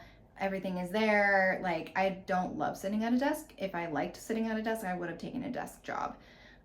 So anyway, I remember and I lived in Columbus, so I was commuting, to this business. And I remember, because in the midst of my previous business before we merged, I had moved in with Sage in Columbus, so I was commuting a little bit for that. So I ended up, realizing that we would be there and I would be kind of like, all right, when do you want to wrap this up? And she's like, well, there's a lot to do. And she would want to keep me there until 9 o'clock at night and just working on stuff. And I just started having to find things to do. And I'm like, what is this? I have my own autonomy. I have my own whatever, but I felt like if I leave now, she's not going to think that I'm a good partner. I was always concerned with I don't want her to think that I'm not doing my end of the bargain, or I'm not working as hard as her, or, it made me question my own stuff because I was like, well, she's still here doing stuff, I should be doing something. And because it was all supposed to be 50-50. So when you have it in that perspective, you're you never want it to look like the one owner is doing more than the other. But I just started to see a theme with this where it was very much a forced, I'm so busy and, all that stuff. Whereas for me, I'm I do my work and I go, and I try not to have judgment over what I did and didn't do in that day. I do what I have capacity for, and then I'm done, and then I'll pick it up the next day. So to be forcing to be there for hours was just kind of crazy. But as time went on, we tell our employees. There was a couple employees who were not happy about it, and they ended up leaving, which was fine. It made room for other people who understood the vision that we had, because the vision we had was amazing. I still think Mount Vernon, I still think my hometown needs something like this. The big picture of what we wanted to do with it. So as time goes on, I started to realize that she's kind of doing toxic hustle. She's constantly working, or almost trying to always make it seem like she's doing so much, which as time went on, I got really nervous about that because I was like, well, is she trying to make it look like I'm not doing anything to try to pull out some of my percentage of the partnership? So I kept trying to keep up, and it just got to the point where I felt like I'm just never enough. And so my ego started to really get hurt, because when I was my own business owner, I was confident. I was I know what I'm doing, even though there was a lot of moments I probably didn't, or I didn't do things correctly. But again, those are lessons, and I would have learned those on my own. But I felt like it was always just met with so much judgment with this person. And, there would be rude comments or whatever, and a lot of insecurities coming from her that I started to notice. Just, she would say things or do things that were just not very nice. And I started to realize that she would say things to me that were just kind of insulting or whatever. But I almost felt this started to turn into a competition of who's working harder, when from the very beginning I never saw it that way. I genuinely was okay, we're gonna divide and conquer and come together and conquer. We had the perfect scenario, and this shouldn't be rocket science. We know what we want from this. And so, there were times in the beginning where we got really close, and we were we're a team, we're basically in a marriage. We need to get along and have a friendship. And we started to get that, and I was oh, this is really cool. And then something would be said, and I'm I'm so confused by this, because you're I'm being nice to you. Why at times are you not being nice to me? So employees started coming to me about some of her behavior, like she would be really irritated when, like, she would work at our front desk, why she wasn't going and working in an office or something like that. It was just, again, to reiterate again, I'm working so hard. And it was always like this. And so, she would have this sign at her desk, and one side would be red and one side would be green. If it was red, don't even talk to her. Don't bother her. She's busy. If it's green, it's fine. You can come talk to me. Guess what? The majority of it was red. Majority of the time it was red. So, employees would be like, I need to ask her this because she's in charge of this, but she's not, I can't talk to her, and feeling like, they're walking on eggshells with her and stuff like that. And the type of employer I am, I really do try to be an advocate for my employees and for like students or anybody.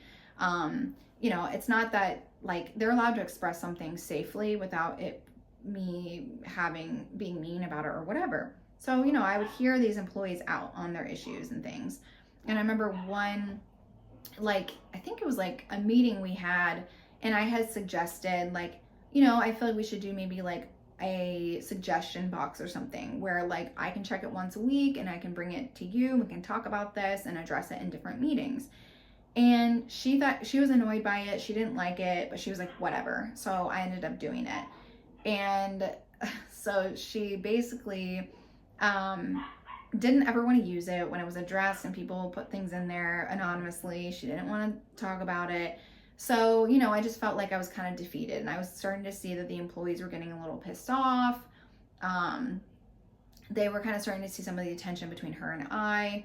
And I remember we went on like a retreat thing, a conference. We were at a conference that was in Maryland or something, and we were on our way back. We had a great time, literally a blast. We learned so much. We went out with different people and partied and had fun. It was just like an all-around cool experience, because salon and spa conferences can be pretty fun. Like, our industry has some pretty fun people.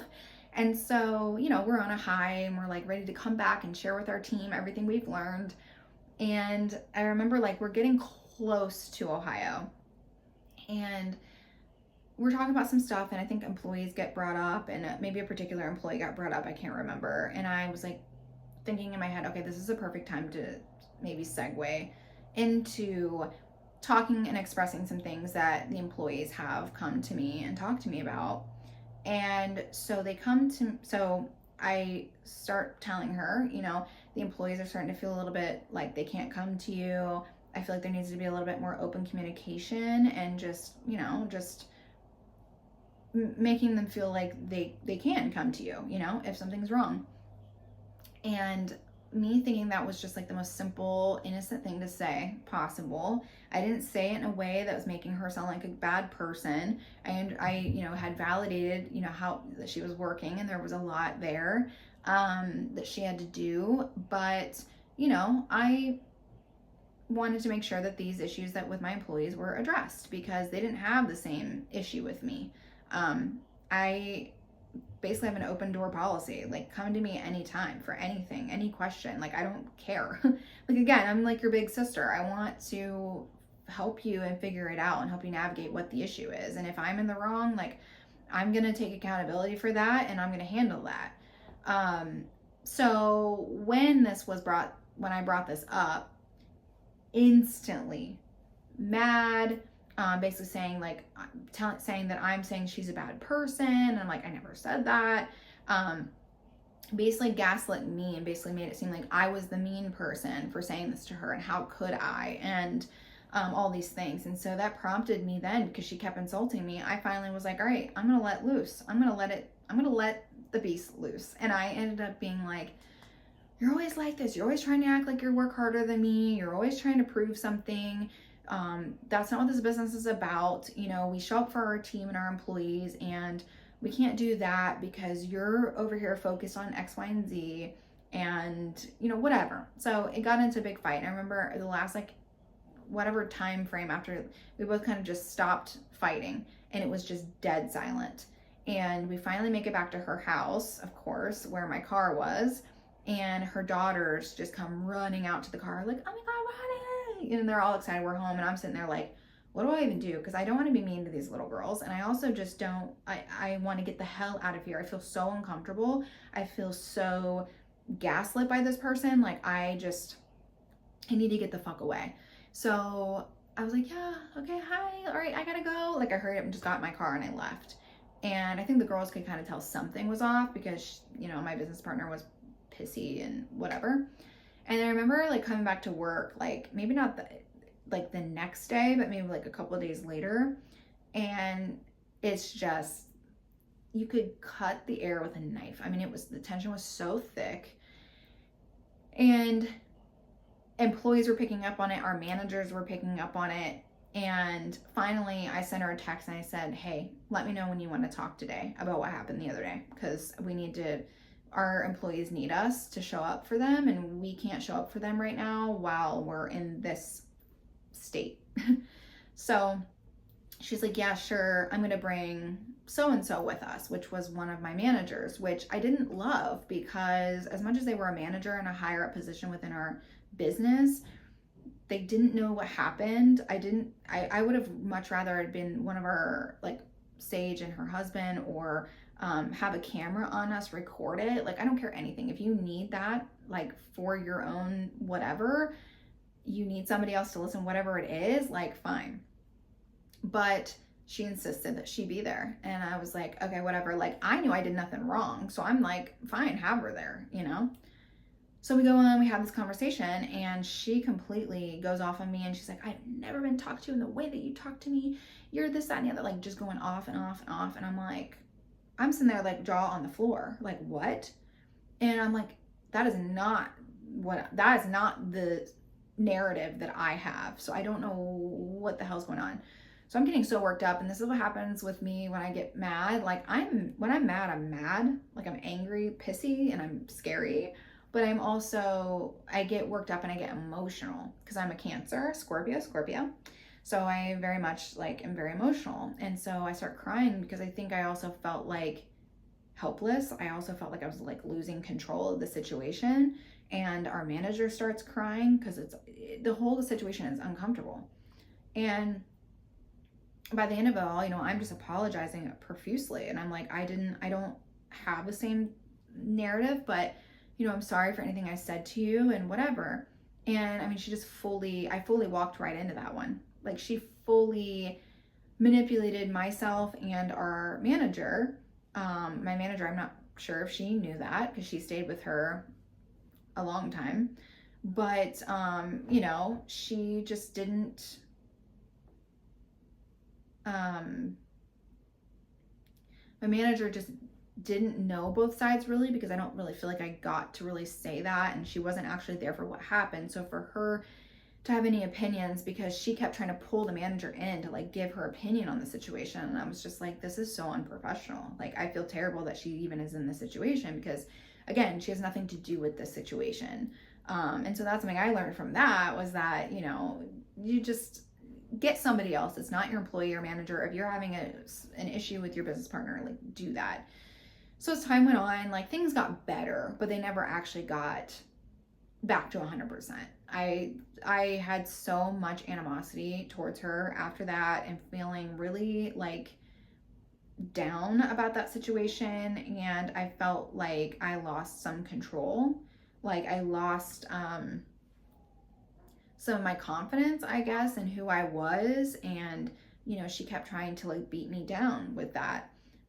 There was a time also where COVID was happening. I want to say this was maybe right before COVID, but I can't remember. But I remember I was making commission. So the way we would pay ourselves would be off the services that we did, we would make a commission from that. So we would make 50% of the services that we did. And I was fine with that, because I can't pocket all the money I make from my services, because that needs to go into the business, and I'll get a little bit of that. And as the business grows, I'll make more money, or as I get more clients or whatever, but that's just the way we have it for now. Well, she had been talking with a CPA, and one thing I will say, in our operating agreement that we signed when we first merged our businesses, there was a little tiny paragraph that said that she was going to be in charge of like taxes and the financial matters. And that was already understood with us because she was going to take on more of like the numbers part of the business, whereas I was going to be the one trying to like bring in the business. So she was on the back end doing stuff and I was supposed to like be helping bring that in. So I was networking. I was using my connections because, you know, she's originally from Oregon. And, you know, I lived in this hometown my whole life. So I have a ton of connections. My family owns businesses. My mom's an educator. Like, we have a lot of connections. And so I'm sure that was part of the reason she wanted to merge her business with mine, is because she was having a really hard time getting clients in the door and saw that I was having some success. And I think she wanted to kind of like take some of that and use some of that. So anyway, just keeping that in mind, she had went and talked to the CPA. They would have meetings here and there, but nothing crazy. And I never went to them because I was never really thinking I needed to be there, because all I'm thinking about is that, okay, they're doing the P&Ls or they're like our profit loss statements. They're working on like maybe some budgeting stuff, whatever. Like that was my impression of what it was. Or maybe the accountant has questions on like certain transactions that we're doing or whatever. So I never really had true concerns because I led always with trust for my business partner. I trusted this person until they gave me a reason not to trust them. And so when our whole thing happened with the Maryland trip and just things like that, you know, yes, my trust I was questioning that, but at the same time, nothing fully had happened yet. So she comes to me one day and she's like, so I just want to let you know that we're switching to owner draws instead of commission, meaning we take a percentage of the profit, like we split the profit that we make on this business after everything is said and done. And I thought, okay, that means, because she was leading with like, you're going to make more money, because not only are you making money off of the services that you're doing, you're making money off of the entire revenue of all the, you know, the money that we're bringing in the business. So I was like, okay, yeah, that makes sense. And, you know, she's showing me numbers and stuff. I'm like, okay, looks good, whatever. Well, as time goes on, you know, I'm getting tiny little paychecks or no paychecks at all. And I'm like, what's going on? Well, the business, we ran into this and we have this to pay for, and here's where all this is and whatever. And I'm like, okay. And, you know, I'm like, well, thinking like, well, I might as well just go back to my commission. This is crazy, you know? And like, why would I switch to this if I'm getting like basically paid nothing now at this point? And so, you know, it was a little annoying that kind of change happened really. Like she liked to preface it that like this was a conversation, then she changed it, but in reality she kind of changed it, had the conversation expecting that I would just go along with it, and then we would just change everything. So anyway, I had talked to her many times about like, I need more money, and you know, like I was making more money when I was on my own, and so I really need to get back to that, because that I have to budget my money, my personal finances and things like that. So she ended up in that moment like basically gaslighting me again and being like, well, you know, I don't know, maybe you should take more clients or whatever. Whereas like this person, my business partner, did not take clients anymore because of her autoimmune disorder that she has. And so she had really stepped back, which makes sense. She would want to switch us to owner draws, because if she's not getting clients, she's not making any money. And so, you know, that was annoying, and I was starting to get really pissed off. I felt like anytime I tried to address something, it was flipped in my face, or saying that I was crazy, or that I really should step it up more if I wanted to make more money, and just all this crazy stuff. And I mean, there was even a time, because she was in charge of taking the cash to the bank when we had to deposit. I remember one time she was like, I don't know where the bank bag is. And you'll understand why I'm saying this later in the story. But she's like, I don't know where this bank bag is and all this stuff. And I'm just like, well, how do you not know where the bank bag is? You know, like that sounds crazy. And I don't know if there was cash in it or not when she was saying all this stuff. And then randomly one day we're sitting in like the front desk area, and she goes, oh my gosh, I found the bank bag. It's been in this purse the whole time. And the purse is like not that big. I mean, come on.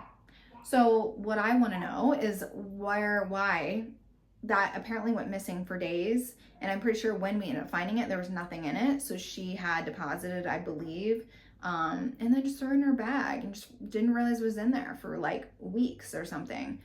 And then made it a huge deal when she found it. So anyway, that was a whole thing. Pay was a whole thing.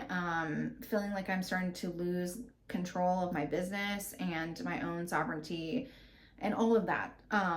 Employees started coming to me with more issues. Then they were coming to me about their pay. I remember there was one time she was having a meeting with one of our other managers, and I didn't know what the meeting was, and I was about to come in because why not? And she was like, well, I'll just take this one on my own. I'm like, okay. And then come to find out, I'm like, well, what was the issue? Oh, she was just talking to me about her paycheck. She wants to make more money. And it almost was more like, no, because she was crying. Our manager was crying.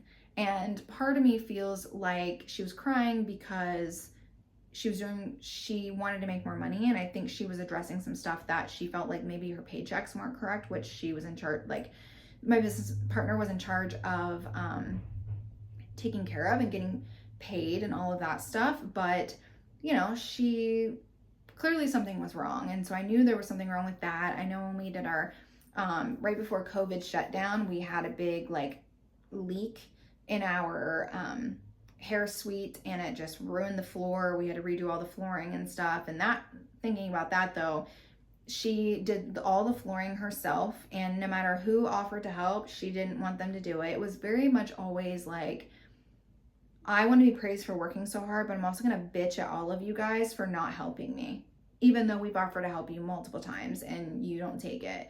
It was always just trying to prove something while making everyone feel smaller than her. But when that all happened, the girls weren't working, and we had said, we need to get this done in time for Valentine's Day, because this was like a week or two before Valentine's Day all this is happening, and we knew we were going to have a lot of bookings and things for people getting ready for dates or whatever it is. And she ended up, telling the girls like, hey, if you want this to get done faster, we'd love your help, whatever. And I was also under the impression that, they were coming in as volunteer work, but I also feel like there were other conversations happening when I wasn't around, whereas like she had told them they would get paid for this, because some of the girls were under the impression they were getting paid for helping with the renovations. And so I was just very confused, because I had like what I thought was like, no, this was volunteer. If you wanted to, you could. If you didn't want to, you didn't have to come in. I just thought that's what the agreement was. And come to find out, I think there was something said that my business partner then tried to go in and say that wasn't what was said, or that wasn't the scenario, or whatever. So, at that point, employees were mad. There were things said, and none of them left at that moment. A couple of them did, but I don't know if it was fully because of that. I know they were poached by another salon in town, which that's a whole other conversation. Poaching people from other places and other businesses, even if they're happy there. I have a huge issue with that.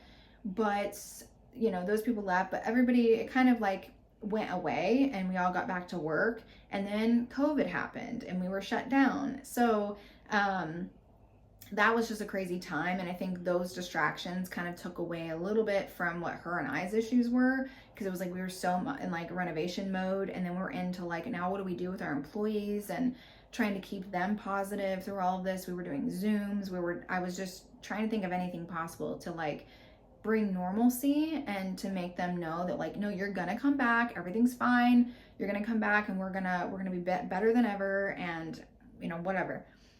So when we came back, we hadn't done taxes yet. Let's see, so COVID, our thing happened I think our flood happened around like early February or late January. And then as we got into March, I want to say, is when like the first shutdown started to happen. So if you think about that, like tax time wasn't really a thing then, because it was just people just didn't file their taxes. They got extensions because of quarantine, and things were just really hard for everyone. And so I believe there was some sort of extension for everybody. And so we had to get, I believe, our taxes filed by that maybe by the end of the year, I'm not sure. But October of 2020 rolls around, and I'm being told like my tax forms are ready and to go get them and do that whole process. And like the first year that we filed taxes, or this would have been our taxes we filed for 2019, because we had merged that January 2019. So these were the taxes for 2019. And we didn't get to file the 2019 taxes until 2020.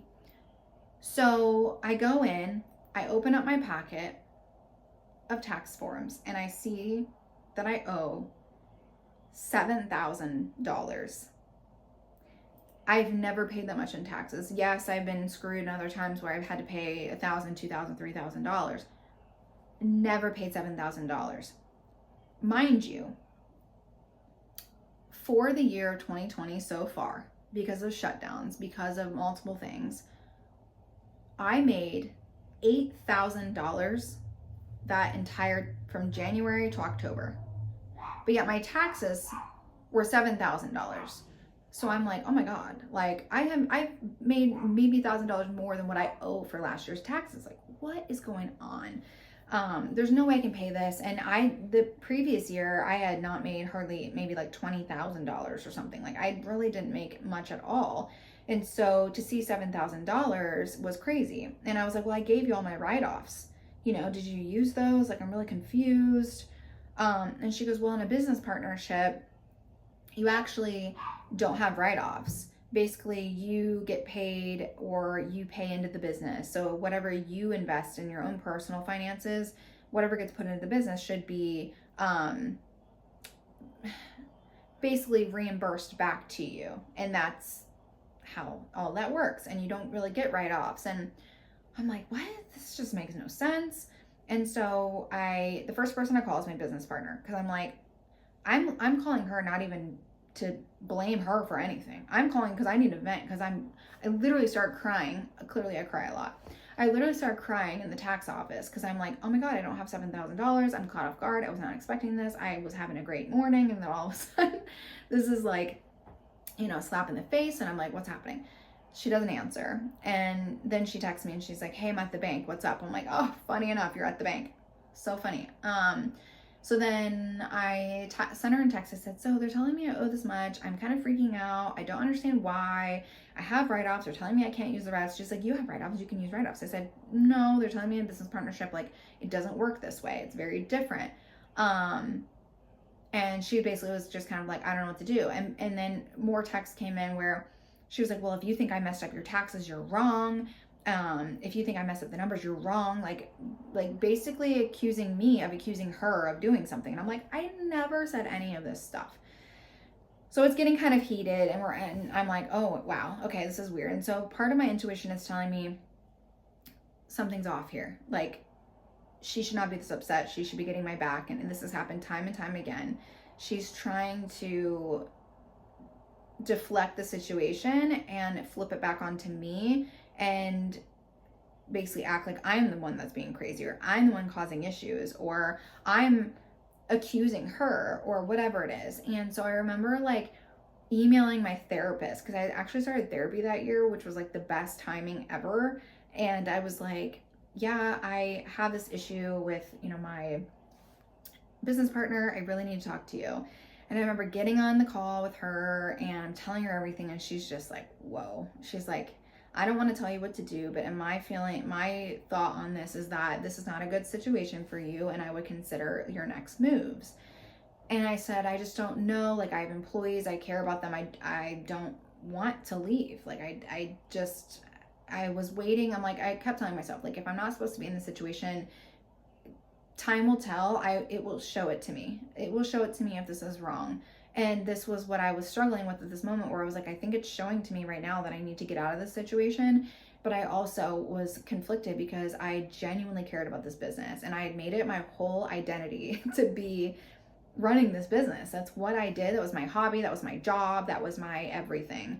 I cared a lot about my team. I was very close with my team while learning to have boundaries with them. And I didn't want to leave them high and dry was somebody that I started to realize was like not fit to run this business. And she definitely had ulterior motives in what her goals were with this whole business.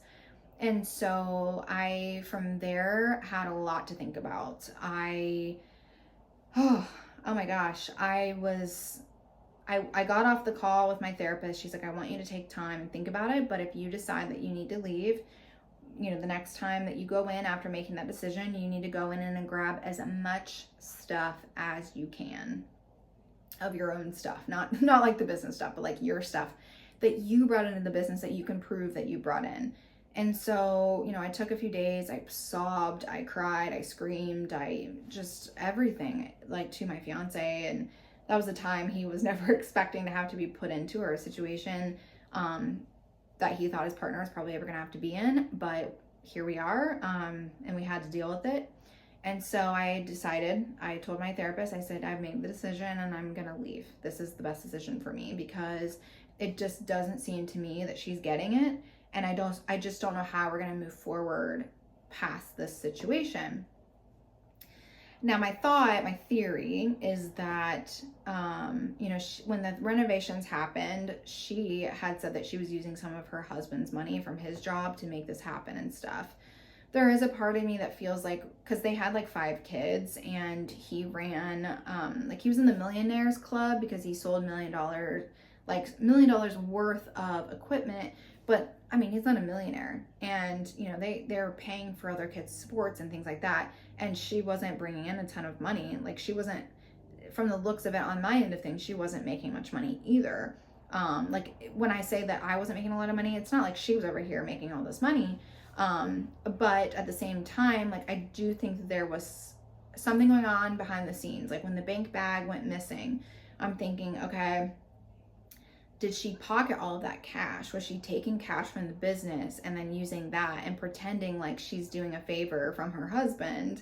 Or, did she set up something with our taxes that was wrong that I didn't know? Because even when I texted her about this whole thing, I said, I'm not blaming you for this or whatever, but what I would like in the future is that I go to every CPA meeting.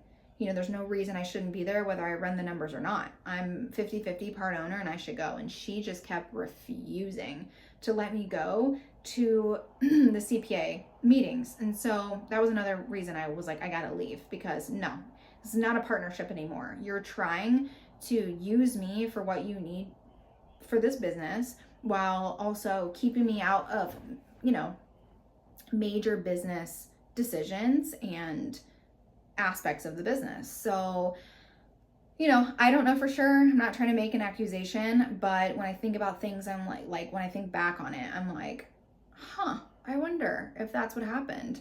But long story short with all of this, because I know I'm like at 2 hours now, pretty much, with this video. So, I want to try to wrap up. But I haven't gotten to where I am now. We can talk about that in a different video. But the way this whole thing ended, was a really long, drawn out process, probably 6 months of basically separating our businesses, or me leaving the business and fighting for things that were mine. I left that business almost feeling robbed. There was a lot of things that I didn't get out of the divorce, if that's what you want to call it. And so, yeah, I think that was one of the lowest times in my whole life, was going through that whole thing. My confidence was destroyed. I fully questioned myself as a business owner. Like, was she right about these things? Or was I lazy in comparison to her? Or I just questioned my worth and questioned just everything. And so when it was all said and done, I think I got like $1,000 in some equipment, which is crazy because there was so much more stuff there. There was so much more money put into that. Money that I put into my previous business that when it was merged, was put into this new business that we created together. And, so I had some grief. I lost something really important to me. It wasn't a person, but it was a business that I put my blood, sweat, and tears into for years. And I was kind of back to the drawing board, and slowly in therapy, I kind of started to talk, in a way where it was more like, I've been given a second chance to figure out what I want to do with my life and my career. And so at that point, I just said, you know what, I'm just going to find a job for right now and take it easy. I don't have to go back to business ownership immediately. I can recalibrate myself, go back to the drawing board, identify the lessons I've learned, the mistakes that I've made, and really learn from it, not just make a mistake, think I've learned from it, move on to the next thing really quickly. I was like, no, this is happening for a reason, and I need to take it seriously, and I need to take things slow. And that's when I got into the functional medicine office, which wasn't a terrible experience. Things just got weird. There was a lot of like disagreements I had with the owner, who was a chiropractor, and he was running his functional medicine office. And it just got to the point that I was like, I do think that I'm meant to work for myself. I am self-driven. I'm a leader. I am self-motivated. I am creative. I'm resourceful. I think outside of the box.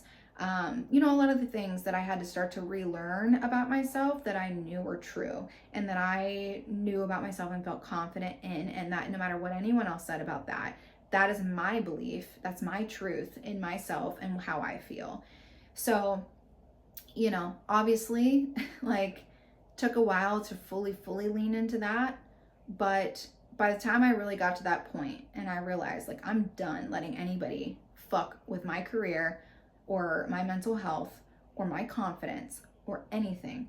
If I do something wrong, like I said, I'll take the accountability. I'll take, accountability for that. But, I feel like there's a lot of people that you're going to cross paths with that will point the finger, and they want to tear you down, or they see something in you that they want out of you. And so they take it from you, and then they,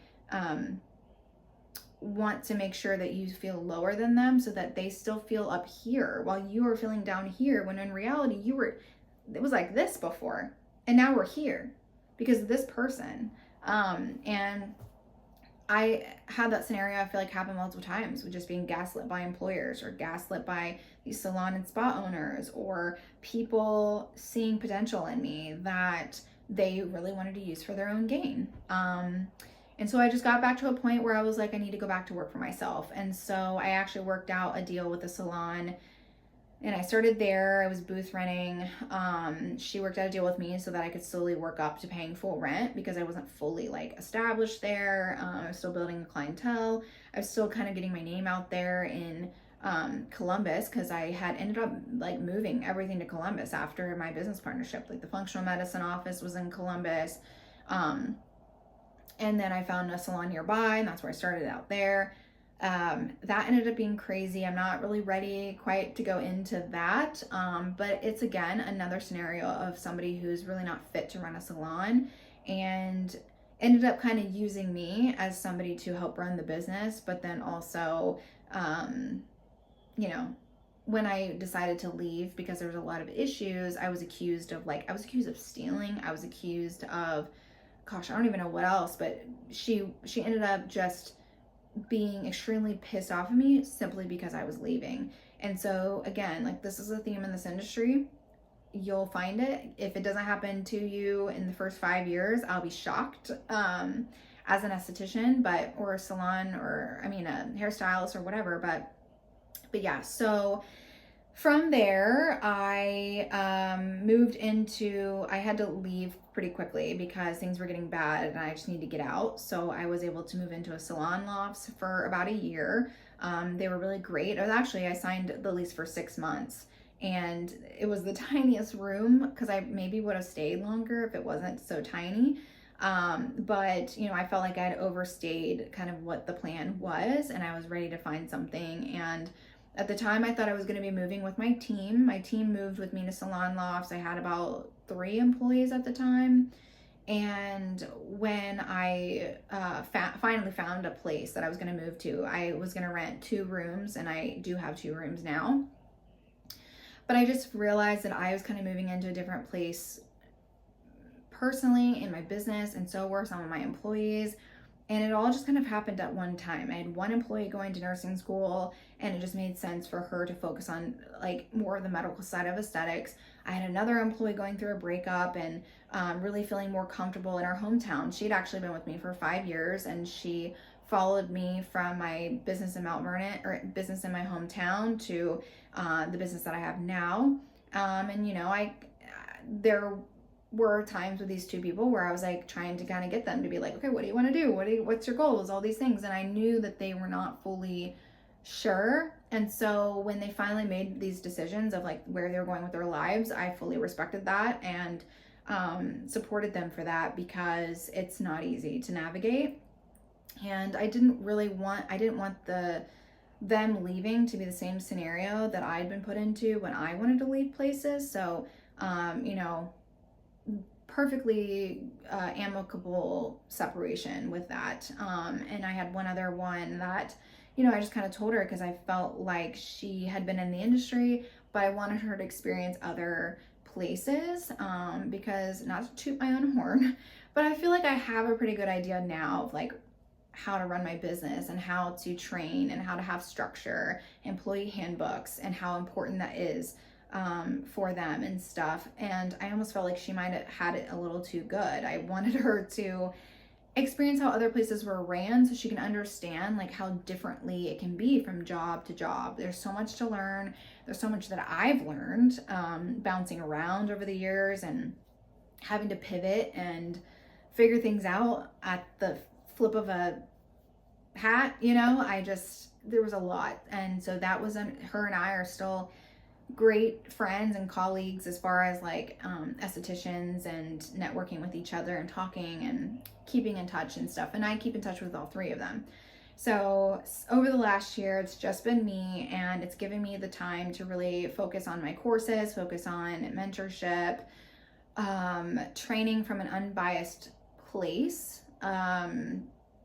training from experience, and really feeling like I can focus on myself and helping others instead of worrying about like myself, my employees, and then helping other people too. And I never wanted my employees to feel like I was putting more energy into something else than them. And so it's just been super important to me over the last year to really like narrow in on what exactly I want my business to look like moving forward. And so that's where we are now. I'm happily solo and training. I take interns.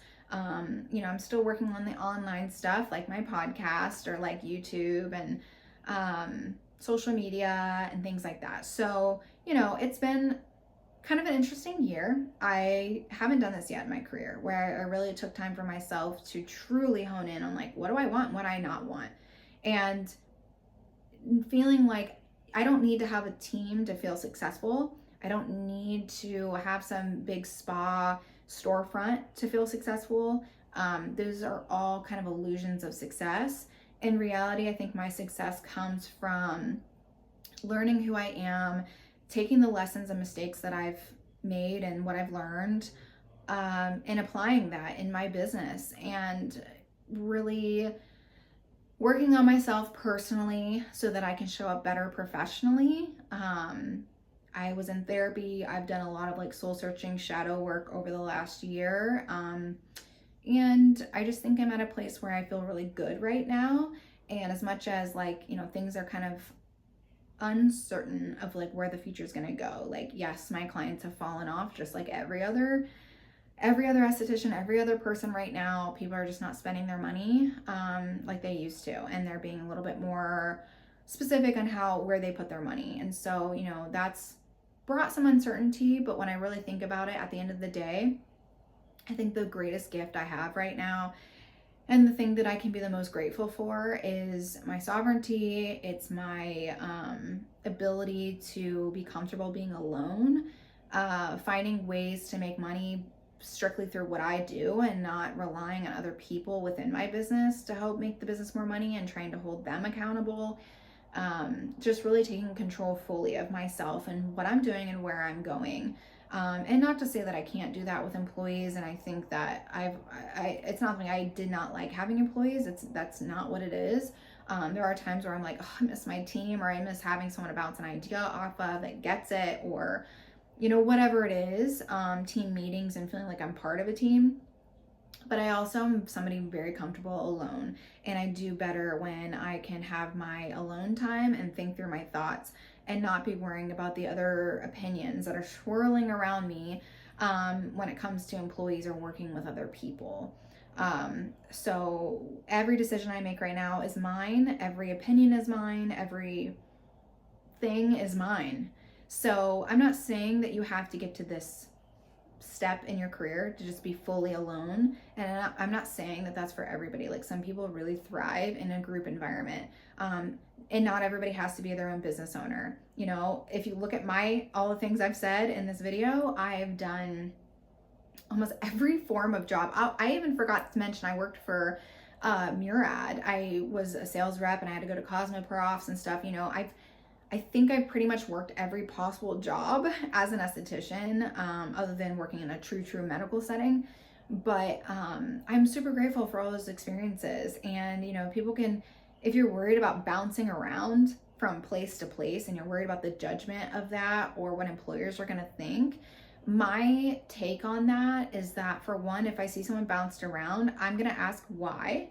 I'm not going to just be like, well, you've been a lot of jobs, so maybe that's a you problem. It's like, well, no, this industry kind of sucks sometimes, and I'm going to be fully honest about that. You got people out here thinking they can run a business better than the next person, which is what I thought, right? When I got fired from my job, I'm like, fine, I will go start my own business. It'll be better than yours. And then you saw where all that went. It's kind of like, it's a roller coaster, and it could have all worked out perfectly, but there were things that I had to learn. So anyway, all that being said, just do what speaks to your soul. If you're not happy somewhere, do not stay. Leave. It'll all work itself out. You'll figure it out. When one door closes, another door opens. So you just have to stay open to that opportunity, and you won't always see what that opportunity is. So stop trying to force, like, what's the next step? And I can't see the next step, so I don't know what to do. And I'm trying to see the next step. And it's like, it will happen. You'll figure it out. Like, it will come to you when the time is right. So my biggest advice for estheticians is, like, just, again, like, do what feels right for you.